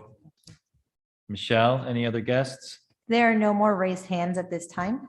Great. Thank you all for the board conversation. Thank you, the public in person and on Zoom, for the conversation. Much appreciated. Get home safe. Thank you, board members. Thank you, Katie. I know Deb's listening in her car, so.